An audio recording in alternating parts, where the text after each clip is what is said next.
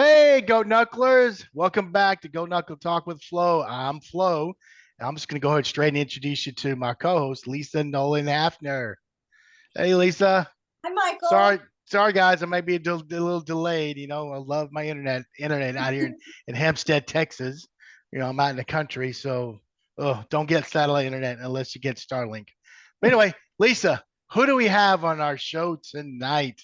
We have some wonderful people tonight, PHS Class of 80, and I'm going to introduce them. And as I call your name out, please tell me where you are currently living. So I'm going to start with Irvin Davis in the house. Where do you Hey, live? I'm in Arlington, Texas. Okay. Right here in between Fort Worth and Dallas. We're neighbors. Oh, really? That's awesome. Okay, well, Rosie, Lourdes Rios, welcome to the show. Where are you Thank living? you. In Fort Worth. Awesome. Okay. Probably like half a mile from Arlington. I'm an exit over from Arlington. Okay, yeah, you are neighbors. Yeah, we are. And then welcome, Francis Ramirez Barrera. Hi, everyone. Hi. I'm still in Plainview. I have not left Plainview. I'm here. And Mr. Kevin Igo. I'm like Francis. I couldn't leave, so I'm still here in Plainview as well. You got a ball and chain in Plainview.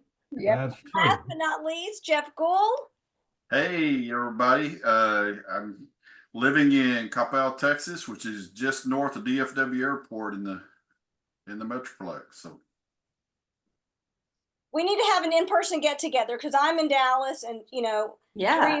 three of you are in the Metroplex. So we need to meet for drinks or coffee or Yes. something. hey, let's go. See you in the flesh and give you a hug. And, you guys were all upperclassmen that I looked up to. And we're just really thrilled that you decided to join us tonight. Thanks. And Thank you for hopefully having us. Lewis will make it in to say hi. Well, this is a special group because they ended the 70s decade, like the up your nose or the rubber hose, and and then transition to the 80s to, like for sure, gag me with the spoon stuff. So yeah, you guys were the beginning of 1980 decade. So Right. Rosie, what do you think about that? That was the best. I mean, like, we had that saying, there's no bet, or well, how did it go? We're the best, there's no maybe, we're the class of 1980. That's Because right. like our class did a lot of firsts. Um, we were the first to be, and I say integrated the schools when all the schools like became, you know, started like the fifth grade, all fifth grade, sixth. We were the first eighth grade school year all together that Coronado and Estacado schools were combined. Very cool. So yeah, don't y'all remember that? I mean, like that was big. Absolutely, yeah. That was the first year. So we were in fifth grade. We started it all. Y'all were in fifth grade, so y'all were the Yeah. fifth grade. So we were the first to start. So yeah, our class I think did a lot of first stuff. That's for sure. Are any of you guys wear bell bottoms still back in the 80s? And Yep. I think the patches Jeff was a did. big I know thing. Jeff did. I remember Jeff wearing those. Yeah, I did. And they're back in style now. So, I hey, know. your closet. Yep. Jordache jeans needs to come back. Oh, definitely. They were the big thing Yeah. in the early 80s. I know. I mean, 1980, like you said, Rosie, was a big transition year because, music styles were changing. Mm-hmm. There was a lot. The 70s rock and roll was kind of fading away. Punk was coming on the scene. Yeah. I mean, a lot of different rap was coming on the scene. People forget Debbie Harry. Yeah. Pioneers of rap. Who would ever have thought this little spunky white lady would be singing rap? But you And guys, she had Fab Five Freddy on the video. Yes, Yes, she did. yeah, Well, she did. And So Jeff, what about you? How'd you transition to the 80s, man? I mean, or was it just no big deal, just another year, Well, started I another mean, decade?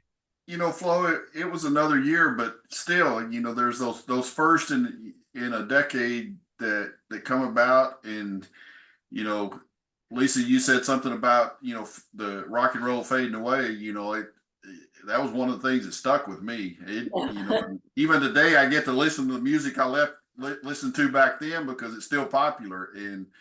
But it's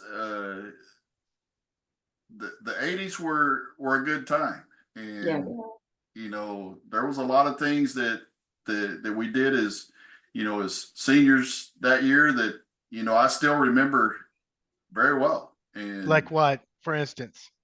well, I mean, Gibson's was the hangout.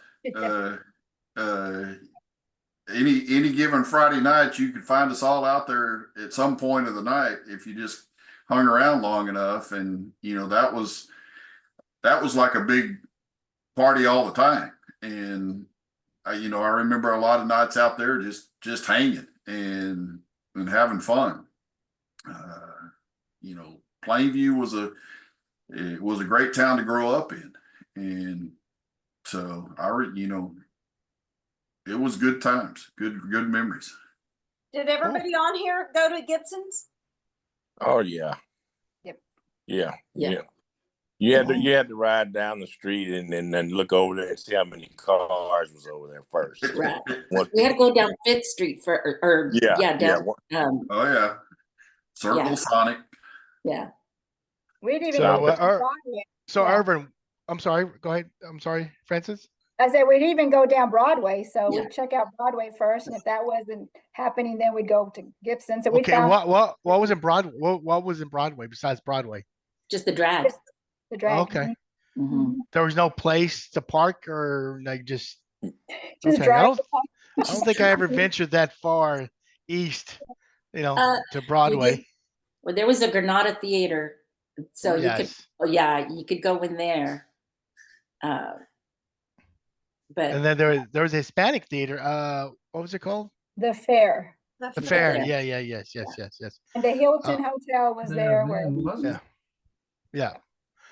So, Mr. Irvin, what did you do at Gibson's? Can you share a story that you? Mostly, we'd roll out there to Gibson's, but I mainly went out there because I wanted to stop over at the Allsops and get some of them bean burritos. To be honest with you, I wanted to go across the street, get me some bean burritos from Allsops and a couple of odd links, and I was good. I bet you were feeling it the next day, though. Oh yeah. To this day, I went to Plainview, I guess about 4 months ago, and I had to stop at the Allsops and get me some hot links. Some rollers. Got some rollers at the Allsops. I love them hot links. Oh yeah. Well, Everybody had a bean burrito from Allsops. Oh yeah, I got to have all that. I had to have all that to drive all the way back up here to Arlington. Well, remember they were fried. They were deep fried. Exactly. Yeah. Deep fried. Oh my gosh! I think I'd have to go to the hospital with pancreatitis if I ate one of those today. that wouldn't settle well. What No. about We you, never Kevin? said they were good for us, Lisa. Yeah. No. Kevin, what about you, man? What the '80s bring to you? I was looking at your list this morning and I thought, man, I'm probably the dullest person in this entire group that you guys asked to be here tonight because I lived the dream. I enjoyed being around people and things of that nature. But my dad always made me work. And so there wasn't just a whole lot of free time to be just driving around. So I got to laughing about that this afternoon when I thought about that. And yeah, I mean, I would go to the Gibson parking lot and things of that nature, but I don't remember spending a lot of time on the Gibson parking lot. Well, y'all three. I mean, Jeff, you play football for Sherwood. You guys had to be careful though with Sherwood. Yep. Oh yeah, you wasn't out very late. I mean, it was a drive by is what I used to call it. It was That's a it. drive by and get home. Get those burritos, get them home, and you can eat them, huh? That's right. So Kevin, I'm going to ask you a question about that. I'm right there with you in the dull part, but at any course in your adult life, you know, after graduating high school, did you ever experience moments of resentment that you had to work versus getting to, you know, hang out and do all the stuff other teenagers were doing? Well, Lisa, that's a cool question because, I didn't know any better. I just thought that, and if I would have been hanging around Gibson parking lot more, I would have probably gotten in a lot of trouble. So my father was probably a pretty wise man by making me work. So, I don't know that I ever have looked back and said, man, I wished I'd have sowed more oats back in those days. Well, good for you. Yeah. I mean, I ask myself that question and ask other people that, you know, didn't do that. It's like, do you feel like you missed out? I have had my moments where I feel like I've missed out. I've had my moments of resentment. I felt like I didn't get to do stuff that normal teenagers do, but, you know, I have a really strong work ethic, and Yep. because my parents were like, work, work, work. And, you know, I have a lot of work ethic and work integrity. And so, you know, something really good came out of that. And who knows, maybe I would have gotten in some serious trouble. So And you said something, Lisa, or Irvin said something, you represented Angry Red, you represented Coach Sherwood, and he made it pretty known fools faces often showed up in public places. And he said something like that. I don't remember what he said, Irvin, but names. But anyway, it always stuck with me that I didn't want to be the one that got hauled off and showed up on the 10 o'clock news. So yeah, exactly. I totally agree because, I mean, I was a cheerleader all through high school, freshman, JV, and varsity, and Coach Sherwood had the same expectations of us. Yep. We represented our high school, we represented the football team, we represented all of the sports teams, and we better keep it on the straight and narrow. All right, let's talk to Jeff, the other guys. Y'all are boring. Y'all are too duds. So, Francis, tell us some good stuff. Go ahead, Rosie. I do have a story about Kevin. Okay. And I don't know if he remembers this. So, we were at a basketball game, a varsity basketball game, and here walks Kevin, or he was running up the steps. He walks up and he plops himself. Kevin, I don't know if you remember this, but you plop yourself right between Lewis and myself, right? And then all of a sudden I turn around and I'm looking and I'm like, oh my gosh, somebody really stinks. I do. Like, oh wow. Like, and then I turn around, I'm like, Kevin. Kevin had come from, I guess you had been feeding the pig. I don't know. You were out. Pigs. I know what feeding the pigs. Right. Yeah. You're feeding the pigs. I don't know, but it was your boots. And wait a minute, your boots were wrapped with duct tape or some kind of tape. I don't know what it was. And I'm like, oh my God. And you just you had your arms, over me and Lewis, because you were right between us. And I'm like, oh my gosh, Kevin, you gotta go. You gotta leave so bad. It's funny you said that, Rosie, because I remembered that story today when I was laughing about some of the things that I remembered, and that was one of them. And and your boots. I mean, I just couldn't. Yeah. And so I know you did work hard, and I mean, I think our eras. I mean, we all did. We all had to work. And see, Rosie, that was before the colored duct tape. We only had the gray stuff. So I know. Dude, was there even duct tape back then? Just kidding, guys. Yep. Yeah, there was.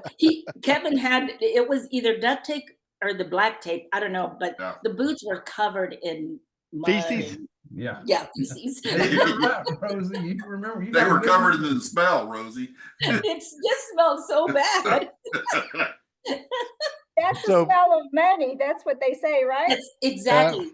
But you know, Rosie, Totally. one of the things I remembered was, and it was a basketball game, and we were playing Monterey. The girls were playing Monterey for a district championship, and the Monterey coach, Odom, I think was his name, best I can remember, but he was slick bald. I think it's coming back to haunt me, but we were sitting right behind the players' bench,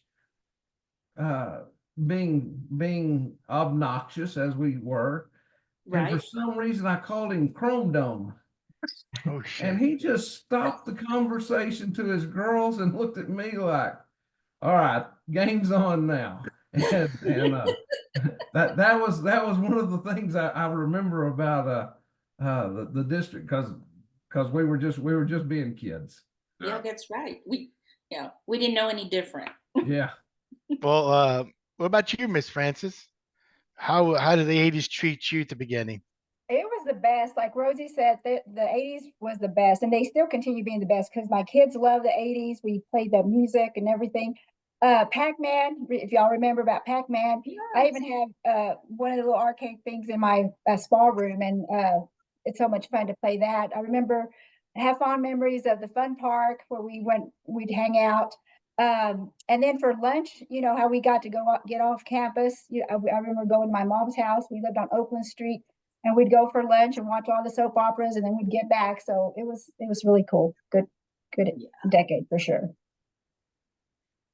Well, cool. The other thing that crossed my mind today was about Irvin, and Irvin, you obviously you don't use that rake comb that you had back in high school, but I'm telling you, that thing had teeth on it. They were probably 4 or 5 inches long, and man, he'd pull that thing out, and I'd go, man, that is a lot of hair in that comb. Hey, I'm telling you, man, back then, back then, Kevin, it was hair was strength. I wanted to make sure I had as much hair as possible. Exactly. And I used to, man, I used to love my rake with the black power sign in the back of it. I don't remember the black power, but I remember you'd pull that thing out of your hair, and I'd go, I never seen that much hair in my life. Yeah. Those were the days. Yeah. But you was talking about Monterey, man. I used to hate Monterey because when we would play them in baseball, man, Coach Moore had me playing center field, and they would sit out there in them trucks, and they would throw they would throw watermelon rinds at me and chicken bones. No way. I was like, oh man, I was just like, they're gonna get it next year in football.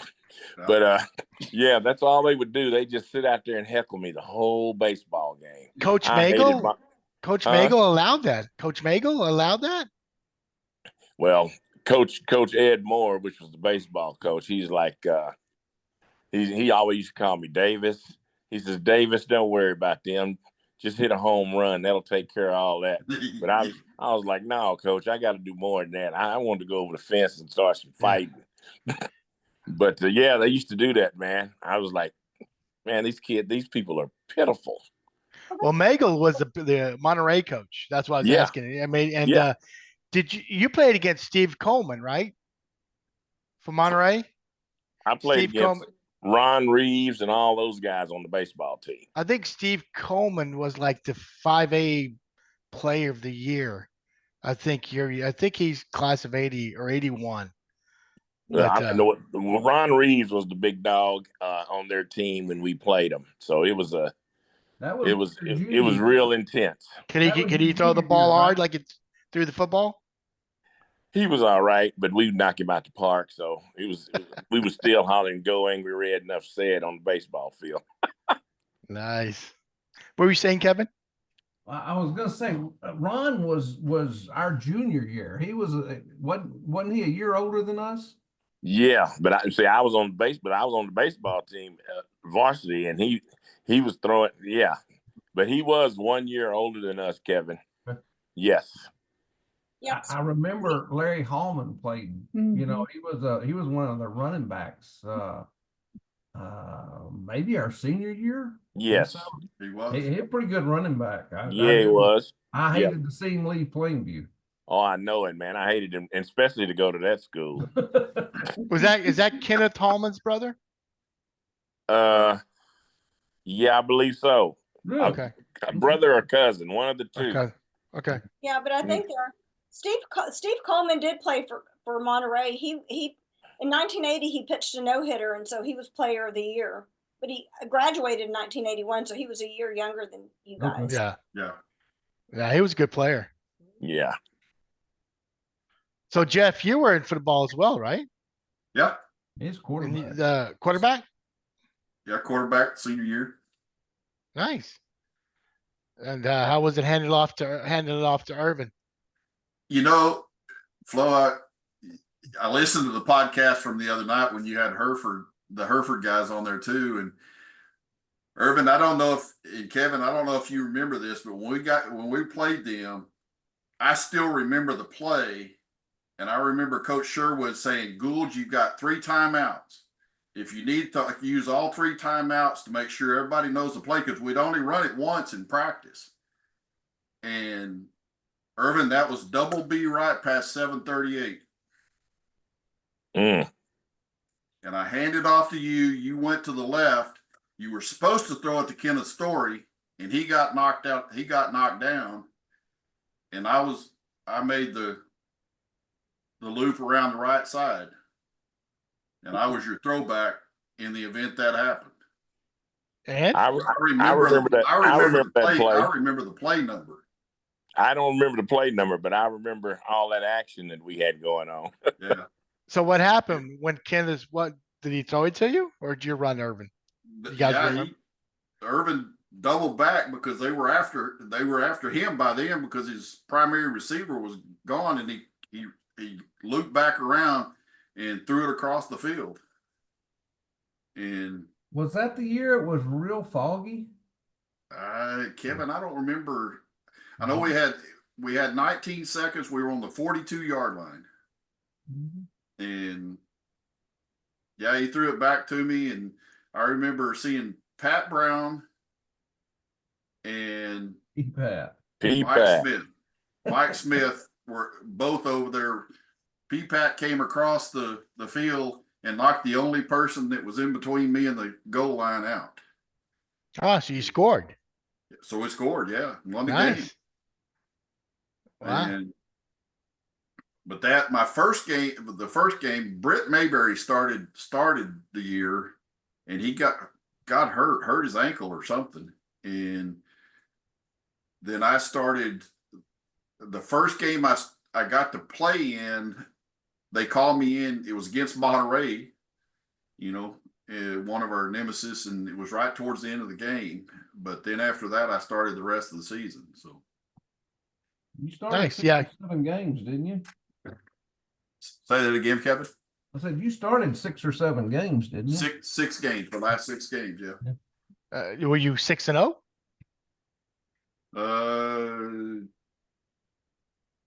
I think we did win the last 6. Yeah, we had trouble. We had trouble at the first, but at the end of the season, we was rolling. Yeah. So Francis and Rosie, what were you guys doing during the football season? Especially, I guess you were dating Lewis back then in high school. So I was a cheerleader or JV year. So that's when they went to state, and Lewis got moved up to varsity, so he got to play varsity that year. I think you were too, Kevin. Didn't you get moved? Yeah. Kevin was. Irvin was. And Irvin, yeah. But other than that, I did. I danced in the Ballet Folklorico. I danced. I was in go to rodeos and stuff. I remember that. Yeah. Yeah. Francis, what about you?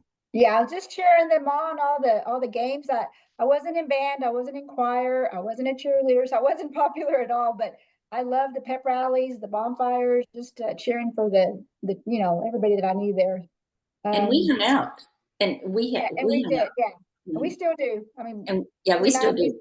we've taken trips and everything together, but yeah, my husband Joe is the one that was popular, so I wasn't dating him yet. I was dating upperclassmen, so I'm not sure if I was at every game, but I was cheering everybody on. Okay. Magical time. Yes. We were. So what kind of student were you, Francis? Well, you know, I was in VOE, if y'all remember what VOE was. So it was Vocational? vocational office education. So a lot of record keeping and typing and all that. So there was competitions, and we did a lot of that. Was able to work half a day and go to school half a day. So that's I credit that to my career because I'm still in banking, and that was my first job. So did a lot of that. Shorthand. Which bank did you work at? Hale County State Bank. Okay. Hale County. And that's where you started when you were in That's high where I school. started. Yes. Okay. Francis, how many years were you there? 35 years. Oh, wow. Wow. Wow. Congratulations, yeah. Yay. I started when I was, I guess, a junior, and then finished. Well, I'm still in banking now. I run a bank at Western Bank, so I'm the market president now. But yeah, it was good. I learned a lot from Mrs. Kaiser. Remember Mrs. Kaiser? And I loved her. yeah. I opened my first bank account at 6 years old at Hale County State Bank. Yes. What? Yeah, I had a savings account there. Yeah. So, you know, if I got paid an allowance, I'd march myself over there and deposit my, $5 in my savings account. Yeah. You got You must be a $5? millionaire. Dang, that was a lot of money back then. I know. That's more than minimum back then. Here's a cute story about Hale County State Bank. The 70s were a big deal for women. It was not until the 70s that women could open their own account or get their own credit card. And y'all may remember this, your mom's signing checks, Mrs. So-and-so, like she belonged to the man. So my mom signed her checks, Mrs. Alfred Nolan. But by George, when that law changed, I was so proud of her. She marched herself to Hale County. I went with her, and she had them change her account to Alfred and Terry Nolan. There you go. I was like, yes, Mom. Yes. Yeah. She was like, I am not your dad's possession. I'm like, Good. I have a feminist mom. I just remember that as a child, and I'm thinking, this is a big deal. It's like she's claiming her space, and it was at Hale County. That's awesome. Good story. So I want to ask you something about football, guys, going back to what we were talking about, because we touched on this a little bit at the Hereford. We went back and forth through all our years of high school and y'all's years of high school of having these rivalries between Monterey and Hereford. Like sometimes it was a couple of years where we all hated Hereford and a couple of years where we hated Monterey. So when was the Monterey rivalry started? Wow. Well, In the 70s. yeah. 70s, yeah. It was there long before Irvin and Jeff and I were there. Yeah, it sure was. I mean, it was there. We hated Monterey for a long time. Yeah. Why do you think that is? Well, I know they were really arrogant, but besides that. I mean, you had Coronado, Lubbock High, and Estacado. Well, Estacado wasn't our division, but you had Coronado and Lubbock High. I mean, why Monterey? Did they do something to us? Well, it's just Monterey just thought that, if it, let's put it this way, if it was raining, Monterey would drown because their nose was so high up in the air. And Irvin, you're right. I mean, Monterey was always looked at as the elite. Oh, It was kind of a working class town, and they were the first ones to get AstroTurf. They were the first ones to get indoor practice facilities. Everything went through Monterey, and our district was compared to, well, how'd y'all do to Monterey? Yeah. And remember, they didn't have no people of color on their team. None. No. Yeah. Larry Hallman is one of the first ones I remember. Irvin. Exactly. Yeah. They took pride in making sure they didn't have any people of color on their team. So I took pride in making sure that the people of color from Plainview whooped up on them. And Kevin Woods helped you, Irvin. Oh man, Big Woods. Yeah. Yeah. But you Miss got that guy. and don't forget about Gilbert Vera. Mhm. Yeah. Yeah. Gilbert Vera he was tougher than boot leather, man. Exactly. I told Coach Sherwood, I'll never forget. I said, Coach Sherwood, we got a guy here that's really a boxer and a baseball player. I said, but he's tougher than boot leather. I said, he needs to come out and play on this football team. And I talked Gilbert into going out there to Angry Red. And Gilbert says, I don't want to play nothing on offense. All I want to do is hit.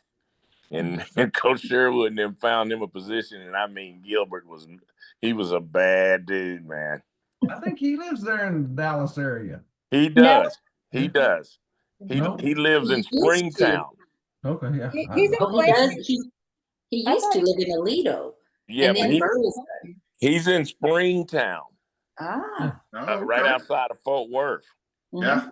Yeah, his daughters and everything live here in Fort Worth, but Gilbert's in Springtown. I talk to him every now and then. Yeah. That's cool.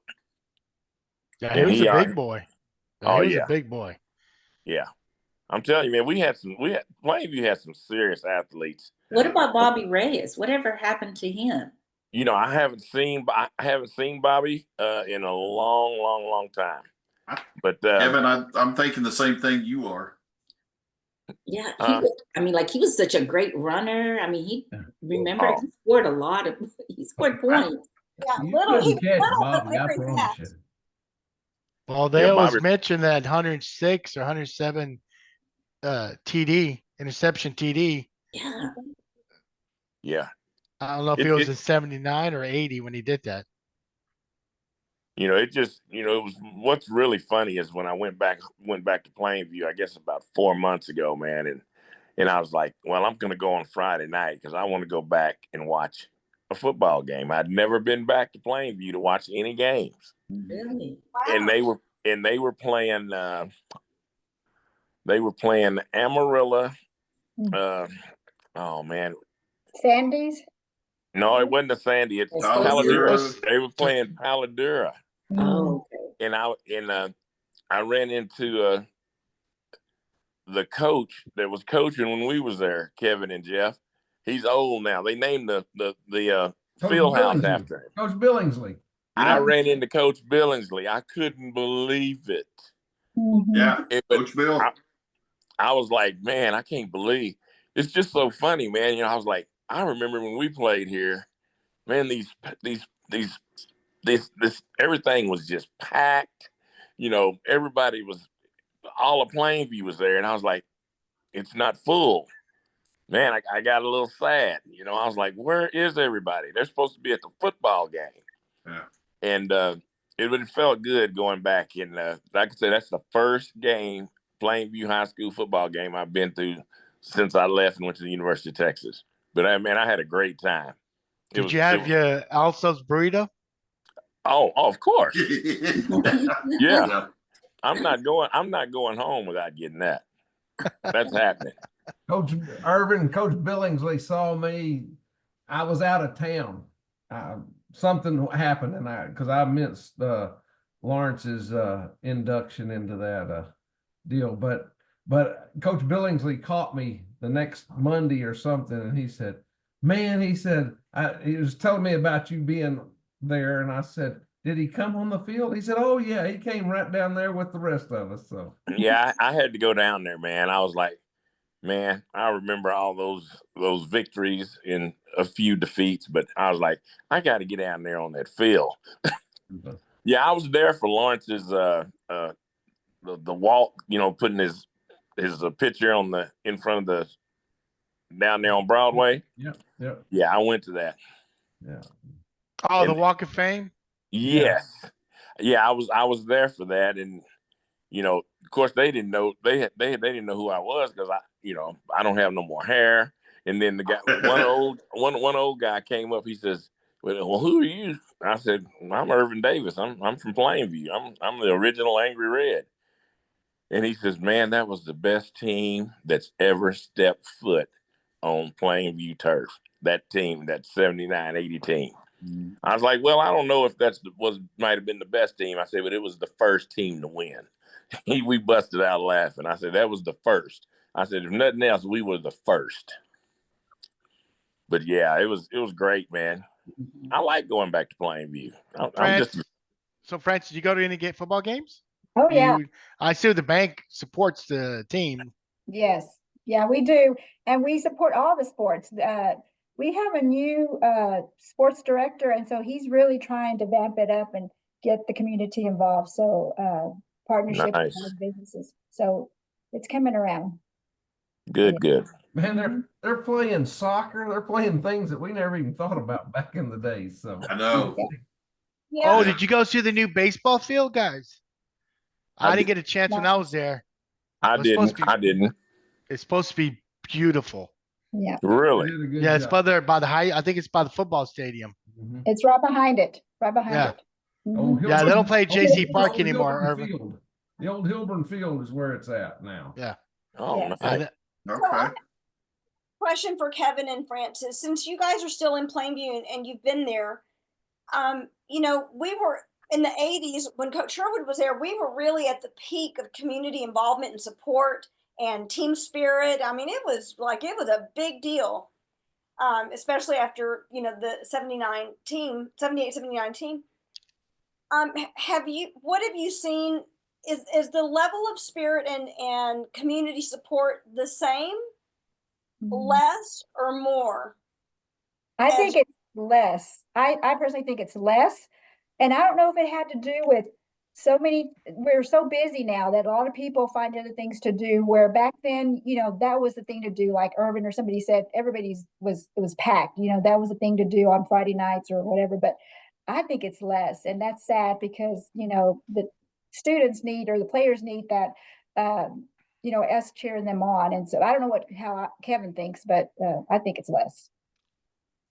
Francis, I'm not going to disagree with you.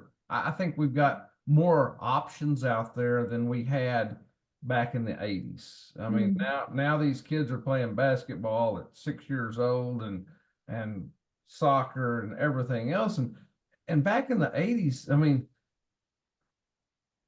you were either a part of PISD or you had to go to Hale Center or something, that was the only game in town. And Coach Sherwood brought community involvement from the banks, from people flying banners over football fields at halftime he brought the whole community together. And I agree with you 100%, Francis. I think, but I don't know, it's just Plainview, because I think all communities don't have a unified goal anymore. And that's just the fact of life. Well, are they back to? I couldn't remember. They're back to the original Plainview Bulldogs, right? They're not Angry Red anymore. Is that correct? Not Angry Red anymore. No. I think that stopped when Sherwood left, didn't it? Or did it keep going for a little bit? Anybody know? Jeff, anyone? I think it hung for a couple of years, maybe. I don't know for sure, but seemed like it stayed for a year or two at least after he left. But I agree with Kevin. Sherwood brought something to Plainview that it was just electric. And the community, he got the community behind it. He got the whole town just became a buzz, and Sherwood brought that. Well, you gotta remember, we had 68 years that we hadn't won a district Yeah. title, so that's that was kind of a novelty right there, Jeff. Well, yeah, and I'm going to keep this soft, but what we had before Sherwood came was not. I mean, a lot of us thought we were getting. He just ran us into the ground, and Sherwood didn't. And Urban may disagree with me, but I'm going to tell you, when we were in 7th grade, and Tim Burge and Burgess and and those guys were right in front of us, Royce Coleman, all those guys. I was going, man, there is something special about these two classes. Yeah. And then we got Coach Kirk but I think Coach Sherwood told me one time, he said, when I walked in and saw you guys in the field house, he said, I've never seen that much talent in any one room in all my life. Now he'd come from Panhandle and Spearman, Yeah. but when he saw Irvin and Royce and Billy Williams and all those guys, he said, Oh, yeah. there's a wealth of talent out here. You bet there was. Oh no, I totally agree with you, Kevin. Everybody used to say our class and Royce and them class would be the first class to win in Plainview. It was a little pressure on us because it's like we got to win, and thank goodness we got Coach Sherwood. Y'all are legends. Coach Sherwood. I just, even with all the talent we had, I do believe if we wouldn't have had Coach Sherwood, I don't know if we'd have won. I'm with you 100%, Irvin. And yeah. I remember 7th, 8th, and 9th grade years. Those two teams never lost a game unless we lost to each other. Exactly. That's correct. And so I knew we were special, but I'm not for sure Kirk could have got us to where Coach Sherwood did. No. I don't know if y'all remember, but on that team that year, as far as us running backs, which was Royce, myself, and Billy Williams, well, Royce and I was just really wanting Billy to get that 1,000 yards too, because they had never had 2,000-yard rushers there at Plainview.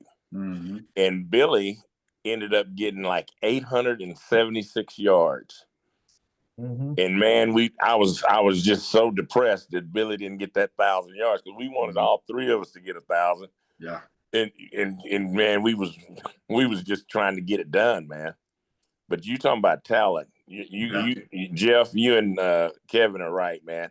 We had talent and we went out there and we played for each other. We wanted to make Plainview proud. We wanted to win.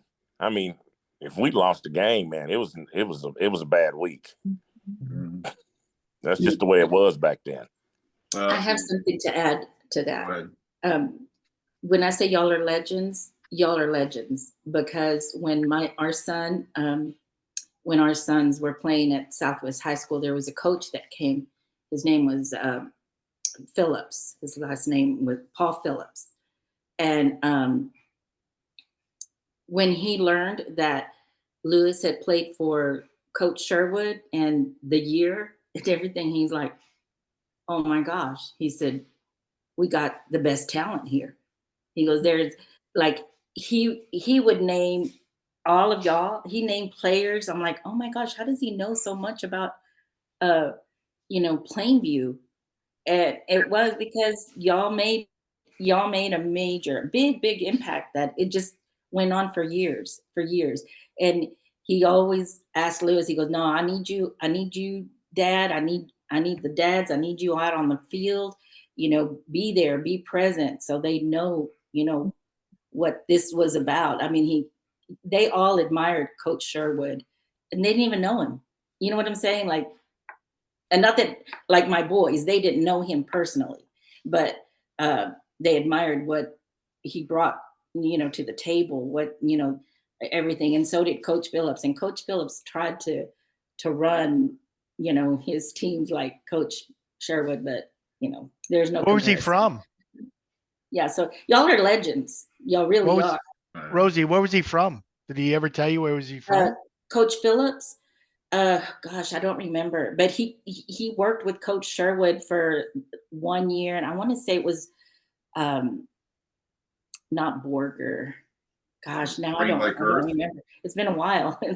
But anyway, he coached it there at Southwest High School over here in Fort Worth, where the boys went to school, and he was, he always just talked about Coach Sherwood and what that team brought to the table and, into the world of football, high school football, that is.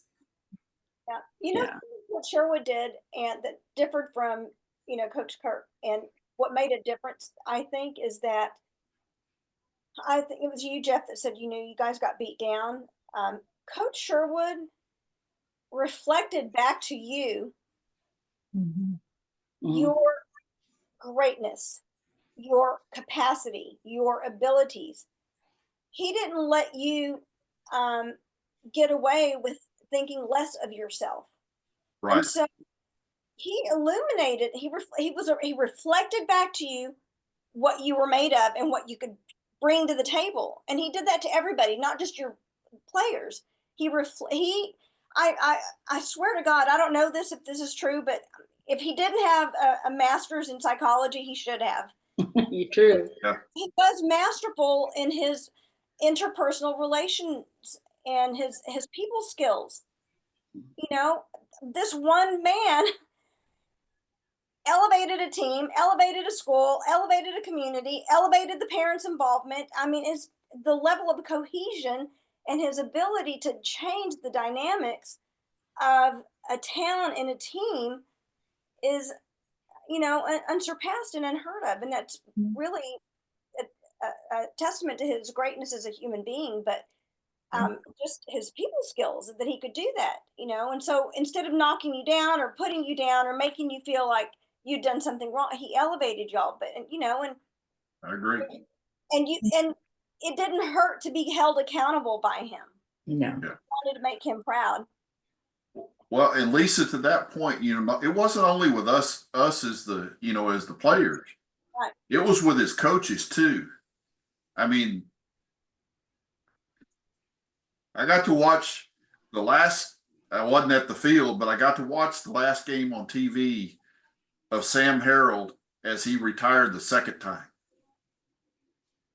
And Sam, he took and nurtured Sam as a young man to become the coach at Ennis and just literally do the same thing Sherwood did with a group of boys and win state championship after state championship.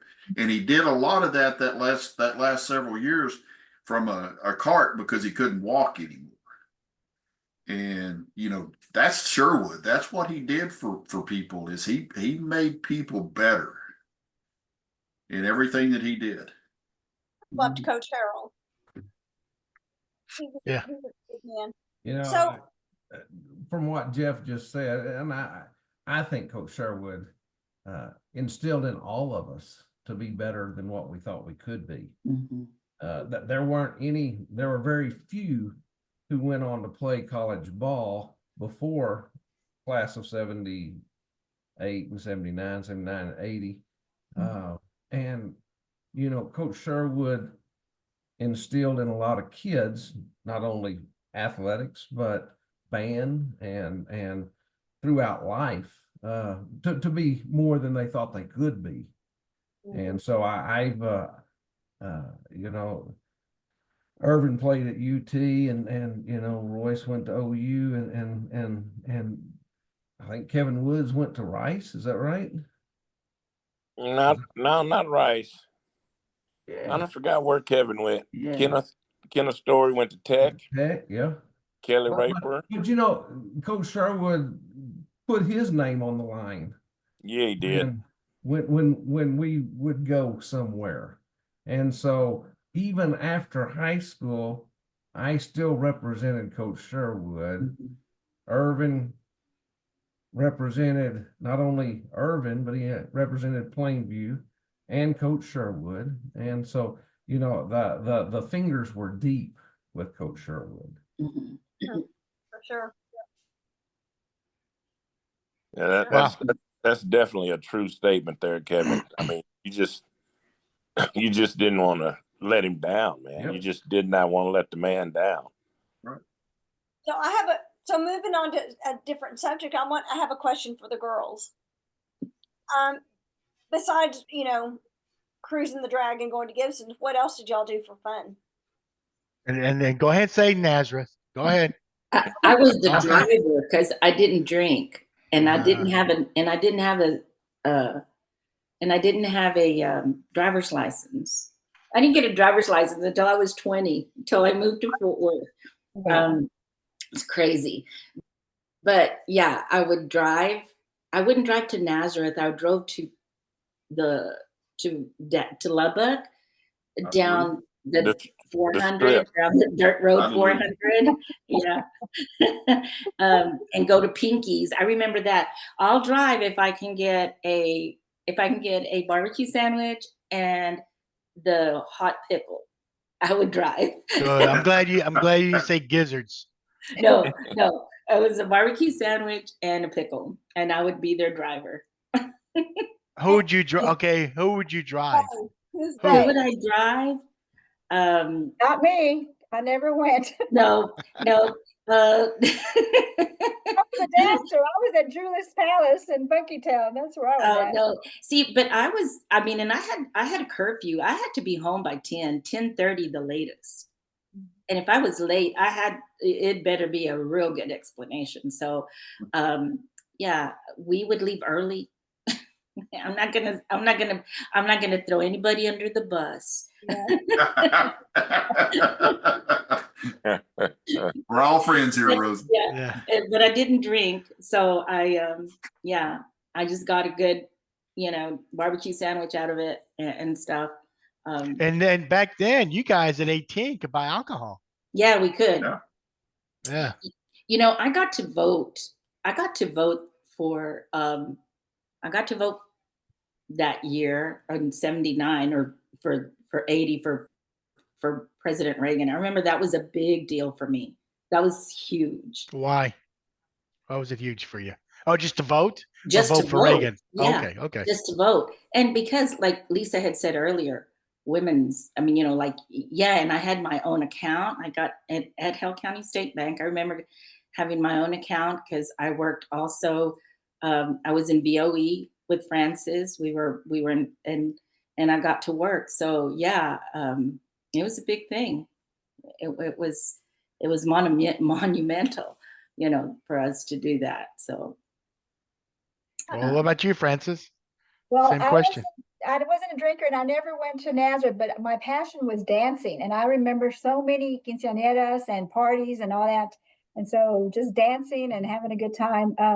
The drive-in, some of y'all remember the drive-in, I'd go out, but mostly Julius Palace and Funkytown, just love to dance. Wasn't Pete's Palladium around that time as well? Yeah. It was around, but I never went. I mean, I didn't go either. I wasn't allowed to go there. That's a tough neighborhood out there. What about Lewis? Did Lewis go? Lewis got to go. You know what? Lewis got to go at 12 years old, 13 years old. He was already driving to Nazareth, and he would pass because he already had a mustache or whatever, and he was able to buy beer, and they wouldn't even question him. Wow. I know. Those back in the day was different. It was it was very different. Mm-hmm.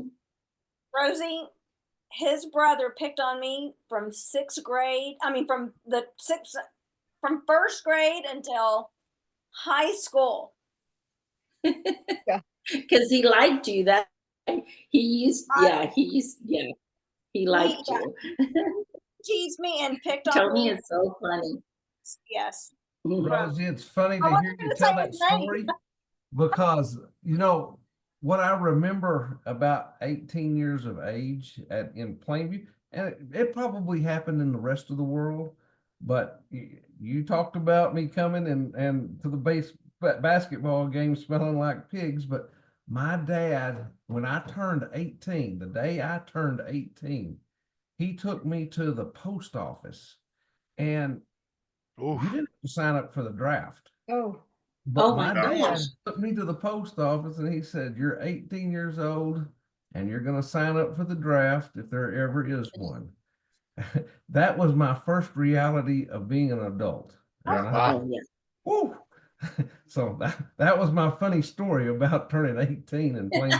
Wow. I don't know for sure any other dads made their sons do that, but I had to go. Oh my gosh! Yeah. He's very patriotic. Did he fight in any wars like Vietnam or anything? My dad? Yeah, was in the military. He was in the Korean War. Korea. Okay. Oh, wow. Okay. That's probably why. Yeah. Yeah. So Irvin, I don't know if you remember me or not, but I used to live down the alley from Kenneth Story, Oh, and I would go over there, and I was like in seventh and eighth grade, and you and Oscar and Ernest and Kenneth, and he had his basketball goal in the alley, and I would watch you guys play all the time, and every once in a while you guys allowed me to play, but no, but yeah, I knew Kenneth very well, so oh yeah. Kenneth's a good guy, man. yeah, Yep. and I'll tell you a story. Our sophomore year, we went to state in band and got to march at UT. And you knew me then, and I saw you after a preliminary march, and you said, "Hey, I got two T-shirts. We give them to Junior Alton Jackson Jr." I said, "Sure." So we met up again because later on we met up again. You gave me the shirts. Well, I gave Junior one shirt because one was really nice and one was ragged. Well, I kept the nice one, gave him the ragged one. Wow. But of course, a few weeks later, he calls me. Irvin just told me he gave you two shirts. Well, yeah. So I had to give him that shirt, and I would think he would give me the ragged one. No, he kept them both. Oh, wow. Busted. I know.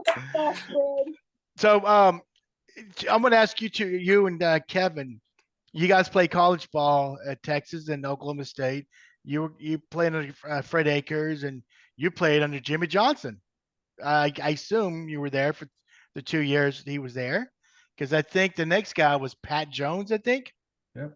Yeah, but how was their style? I know it's college. I know that's the big difference. But how was the style of coaching from college, from high school to going to college? I mean, do they still treat you like boys or more like men, or what's the big difference besides the obvious? Go ahead. Go, you can go first, Kevin. Go ahead. I don't have to think about mine, Kevin. I mean, Irvin. Jimmy Johnson. Yeah, Jimmy Johnson came to my house on the National Day of Signing. So Coach Johnson. I'm trying to be politically correct here. Coach Johnson was. You talk about Coach Sherwood being a psychologist. Well, Jimmy Johnson was a psychologist. And he knew how to get into your heads. And no, they did not treat you like Coach Sherwood. I've never been treated as a person like Coach Sherwood did. It was a business in college, and Coach Johnson was always good to me because I never got hurt. But if you ever got hurt, well, you were just another number on the team. So Coach Johnson was a good man, but I've always said I would not allow my children to play for him because he was that hard.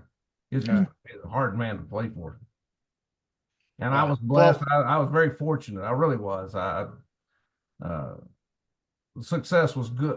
It was good for me personally, but he is just a tough man to play for. I promise you. Yeah, I bet. And Irvin, before you answer, the reason I'm asking, when I went to junior college, try to walk on baseball at Howard Junior College, and I would go to some of the basketball practices, and that coach would literally cuss at them. Now, I'm not saying just you know what the f you're doing wrong. He would say you were mf'er, you were effing idiot. I mean, he would cuss directly at him through whole practice. I'm like, wow, I've never seen anyone coach that way. So that was what I was asking this question. So Irvin, go ahead. Well, I played under Fred Akers, and as Kevin was saying, you try to be politically correct, but Coach Sherwood was a way better coach than Fred Akers. Let me just put it that way. The pace was real frantic. And it was more of like a business, very political. See, back in Plainview, we weren't used to that. You're the best player played, but you got up here, it was a little different. It's very political, and you just got to. And I wasn't used to all that. I'm used to, hey, the best player play, and let's see how it falls. But that just wasn't the way it was with Coach Akers, So saying that, and like you say, Kevin, you didn't get injured. And my senior year, I got injured, tore my knee up because I was really looking ready to go play on Sundays, and it just didn't happen. But I'd say the difference between high school and college is the politics. I'd sit there and see that all the best players wasn't actually playing, and that's frustrating. Irvin, let me jump in on that one. Y'all had a whole lot more better athletes than we had. The better athletes were playing because that was about all we had. So you guys y'all had some choices at UT that we didn't have at Oklahoma State. But Coach Johnson told me something one time. He kicked the kid off the team because, I mean, it was pretty much no nonsense, but he kicked the kid off the team. And I said, Coach, I said, he's a contributor to our team. I was a team captain at the time. And I said, we could certainly use him. And he said, Kevin, he put his arm around me. He said, my job depends on a bunch of 18 to 22-year-old boys who don't always think with their head. And he turned around and walked off. And I thought about that statement. His career depended on 18 to 22-year-old kids who didn't always think properly. So he had a reason to be very businesslike, I promise you. Yeah. Yeah. Speaking of hair, did he have the same hairdo back then? Absolutely. So one more question, and then we'll move back to helmet head is what we call it. I want to ask one more question, and then we'll move back to Plainview. And this is Irvin. Robert Raddick, he's a classmate of Lisa and I, and he went to University of Texas. He was a defense, you were an offense. Did you guys ever bang heads in practice? No, not really. But Robert was a really, really, really good linebacker. And I fixed him back to that. I thought he should have been playing a lot more on running downs because, boy, he could bring the noise. But as far as in practice, we never really got to give each other a headache. No. Okay. All right. I never. Well, Lisa, take us back to Plainview. Well, I want to ask Irvin one more question. Okay, so Irvin, so college was different. I want to know, like, what did you do to recalibrate yourself to get adjusted to a different system, a different coach, to somebody that was just so different than Coach Sherwood? How did you personally recalibrate yourself? Well, I had to, once I got there and seen how it was going to be done, well, I knew that I knew what I could do. I just had to make sure every time I got in the game that I made it happen. Mm-hmm. So like in 1982, when I led the team in scoring, I put it this way, like Coach Sherwood used to say, once you go out there and you make it happen, it's hard to get you off the field. Yeah. So that was my whole take on that thing. Once I get in the game, I got to make something happen, and there's no way that he can play politics. If you understand what I'm saying. Yeah, that's a good strategy. Okay, well that answers my question. Thank you. Well, Jeff, again, let's switch to the high school. What's some of your fondest memories your senior year? I mean, not necessarily you being in the situation, but maybe you heard something else, maybe a motorcycle, going through the hallways, or just an example, or someone painting the water tower. I mean, hey, I know nothing about any of that, Flo. But can you bring up any fond memories from high school? Well, I'll address the motorcycle thing because I remember that very well because I remember, and yes, I knew who it was before it happened. And was it your motorcycle? I was in Miss Berry's class, mm-hmm. And as soon as I heard the motorcycle start go down the hall, I thought, okay, it's only going to be about 20 minutes before somebody shows up in our classrooms asking, I need to see this person, this person, this person, and this person. And I was pretty close. And Mr. McBee called us all down to his office, and he said, okay, the first one, he said, if you don't fess up and tell me who it is, then you're all suspended. So we're all standing there looking at each other, and we weren't going to tell. And the only thing that saved us was Coach Buchanan saw him outside the door before he came into the building and came and told him. Otherwise, we would have all gotten suspended. That was Mike Milligan. Wow. Now, when did this happen? Do you can remember? Like, It was like what month? man, it Close was, springtime or fall? yeah, or- it was springtime. Okay. So You know, was there a female in the back though? I heard there was a female on the, or was there he what? solo? Was there a girl riding with the guy? No, he was solo because Solo, he okay. went up the stairs, down the hallway, and out the far end stairs up on the second floor. We all thought he was going to do the first floor, but no, he had to be brave. And went he down was the he was y'all's classmate. yeah. Yeah. Francis, do you Yeah. know who it was? No, I mean, I you don't know? don't. Can you say Francis was working already by I then. was working, right. I know who it was. Yeah. you can't say initials? MM. He's got the same first name as you. Michael, Oh wow.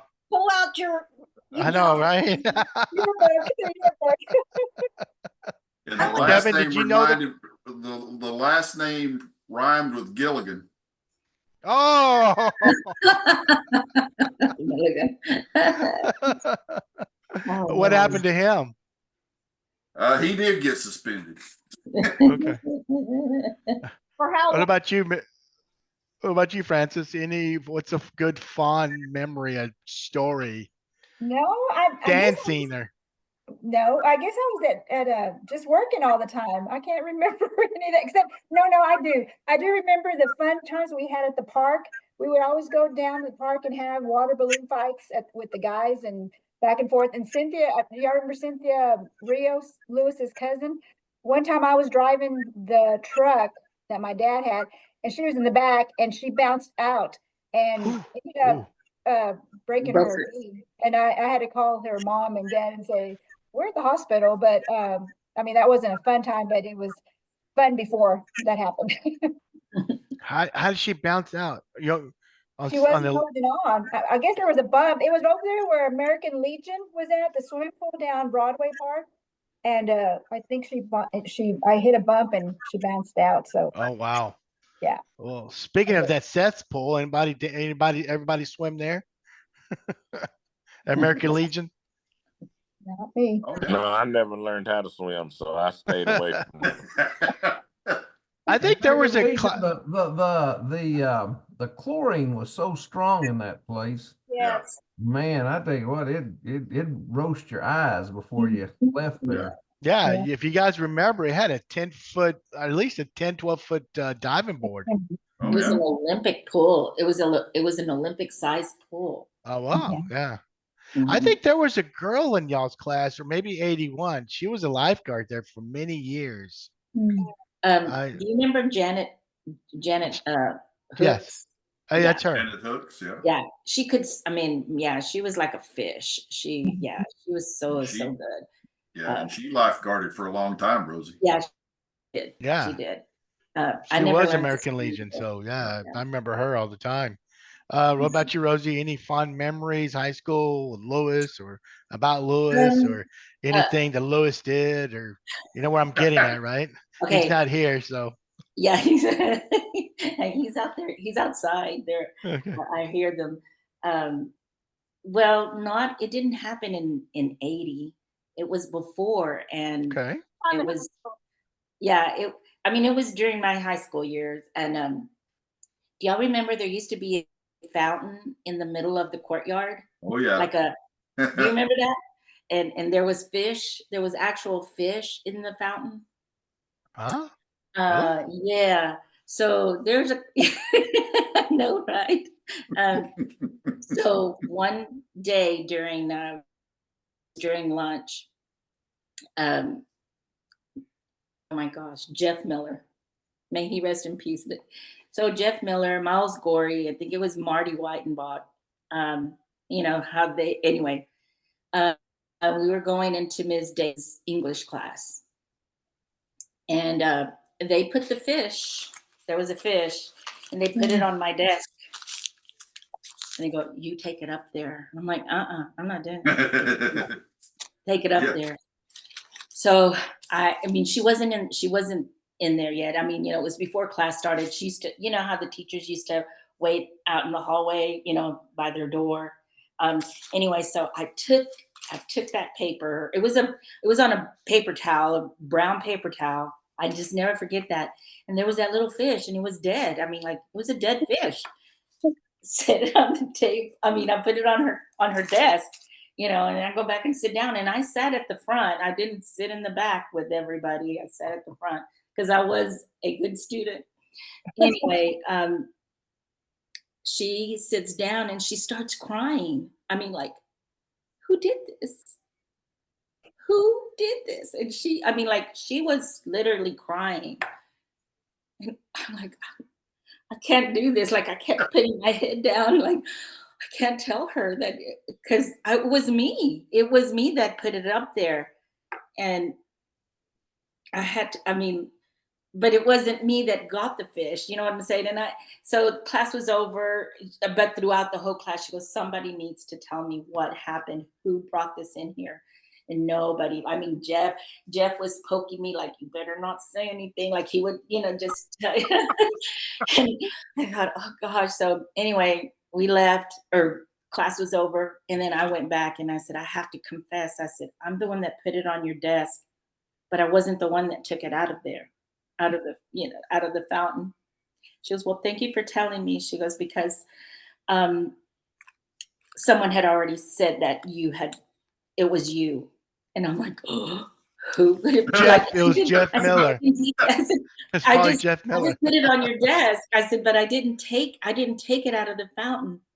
And she goes, well, I'm glad you came up and you told me. She's, you're not going to get in trouble.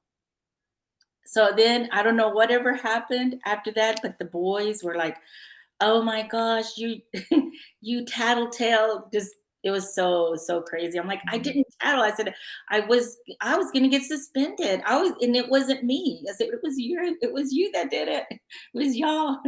They laughed. We laughed about it afterwards. And I'm like, but yeah, I almost pooped my pants, I think, you know, because she cried. The lady cried. And that was something that I just. You don't remember who the teacher was? Yeah, Mrs. Davis. Davis. Okay, my apologies. Yeah. Okay. It was her and her husband. She was an English teacher. She was like a AP English. Well, it's not AP. I don't know. Anyway, she was very emotional. Yeah. She was very, very emotional. And I felt real bad. What about you, Irvin?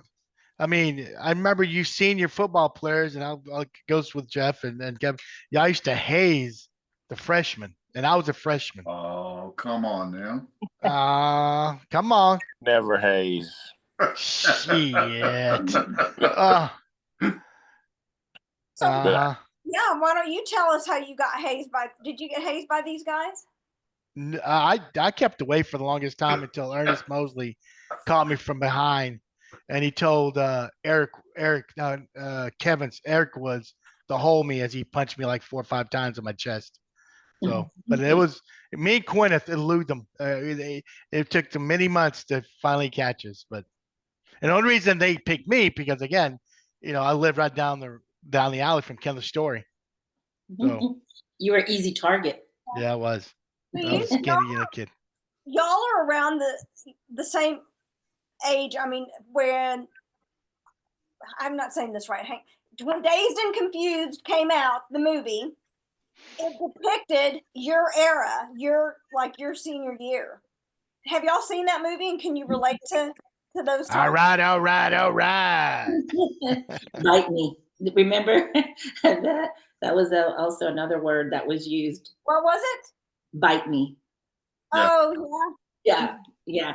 That, I think that was from Molly Ringwald, or that. Oh my gosh. No, Dazed and Bite Me was, but Dazed and so Dazed and Confused obviously came out later, but it depicted like 1980, 79, 80. It was depicting those years, which is, your senior year. And so, have y'all watched the movie? It's Not me. Not Oh, me. What's the name of it, Lisa? Yeah. Dazed and What's Confused. the name of it?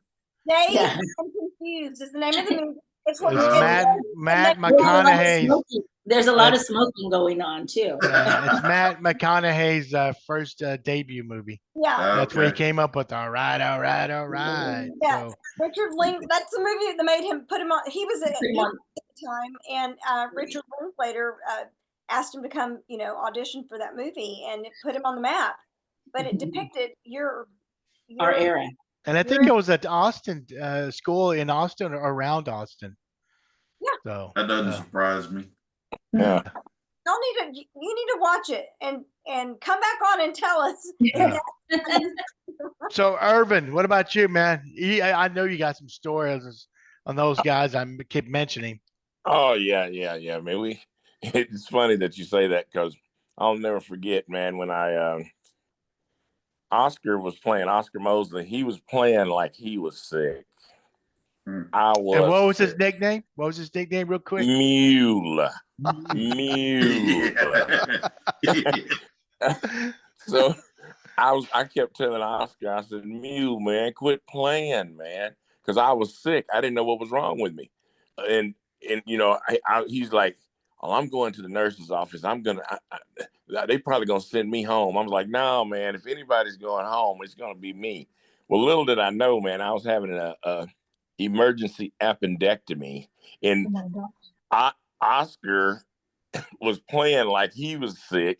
The nurse was giving Oscar more attention than she was giving me. I could barely sit up, man.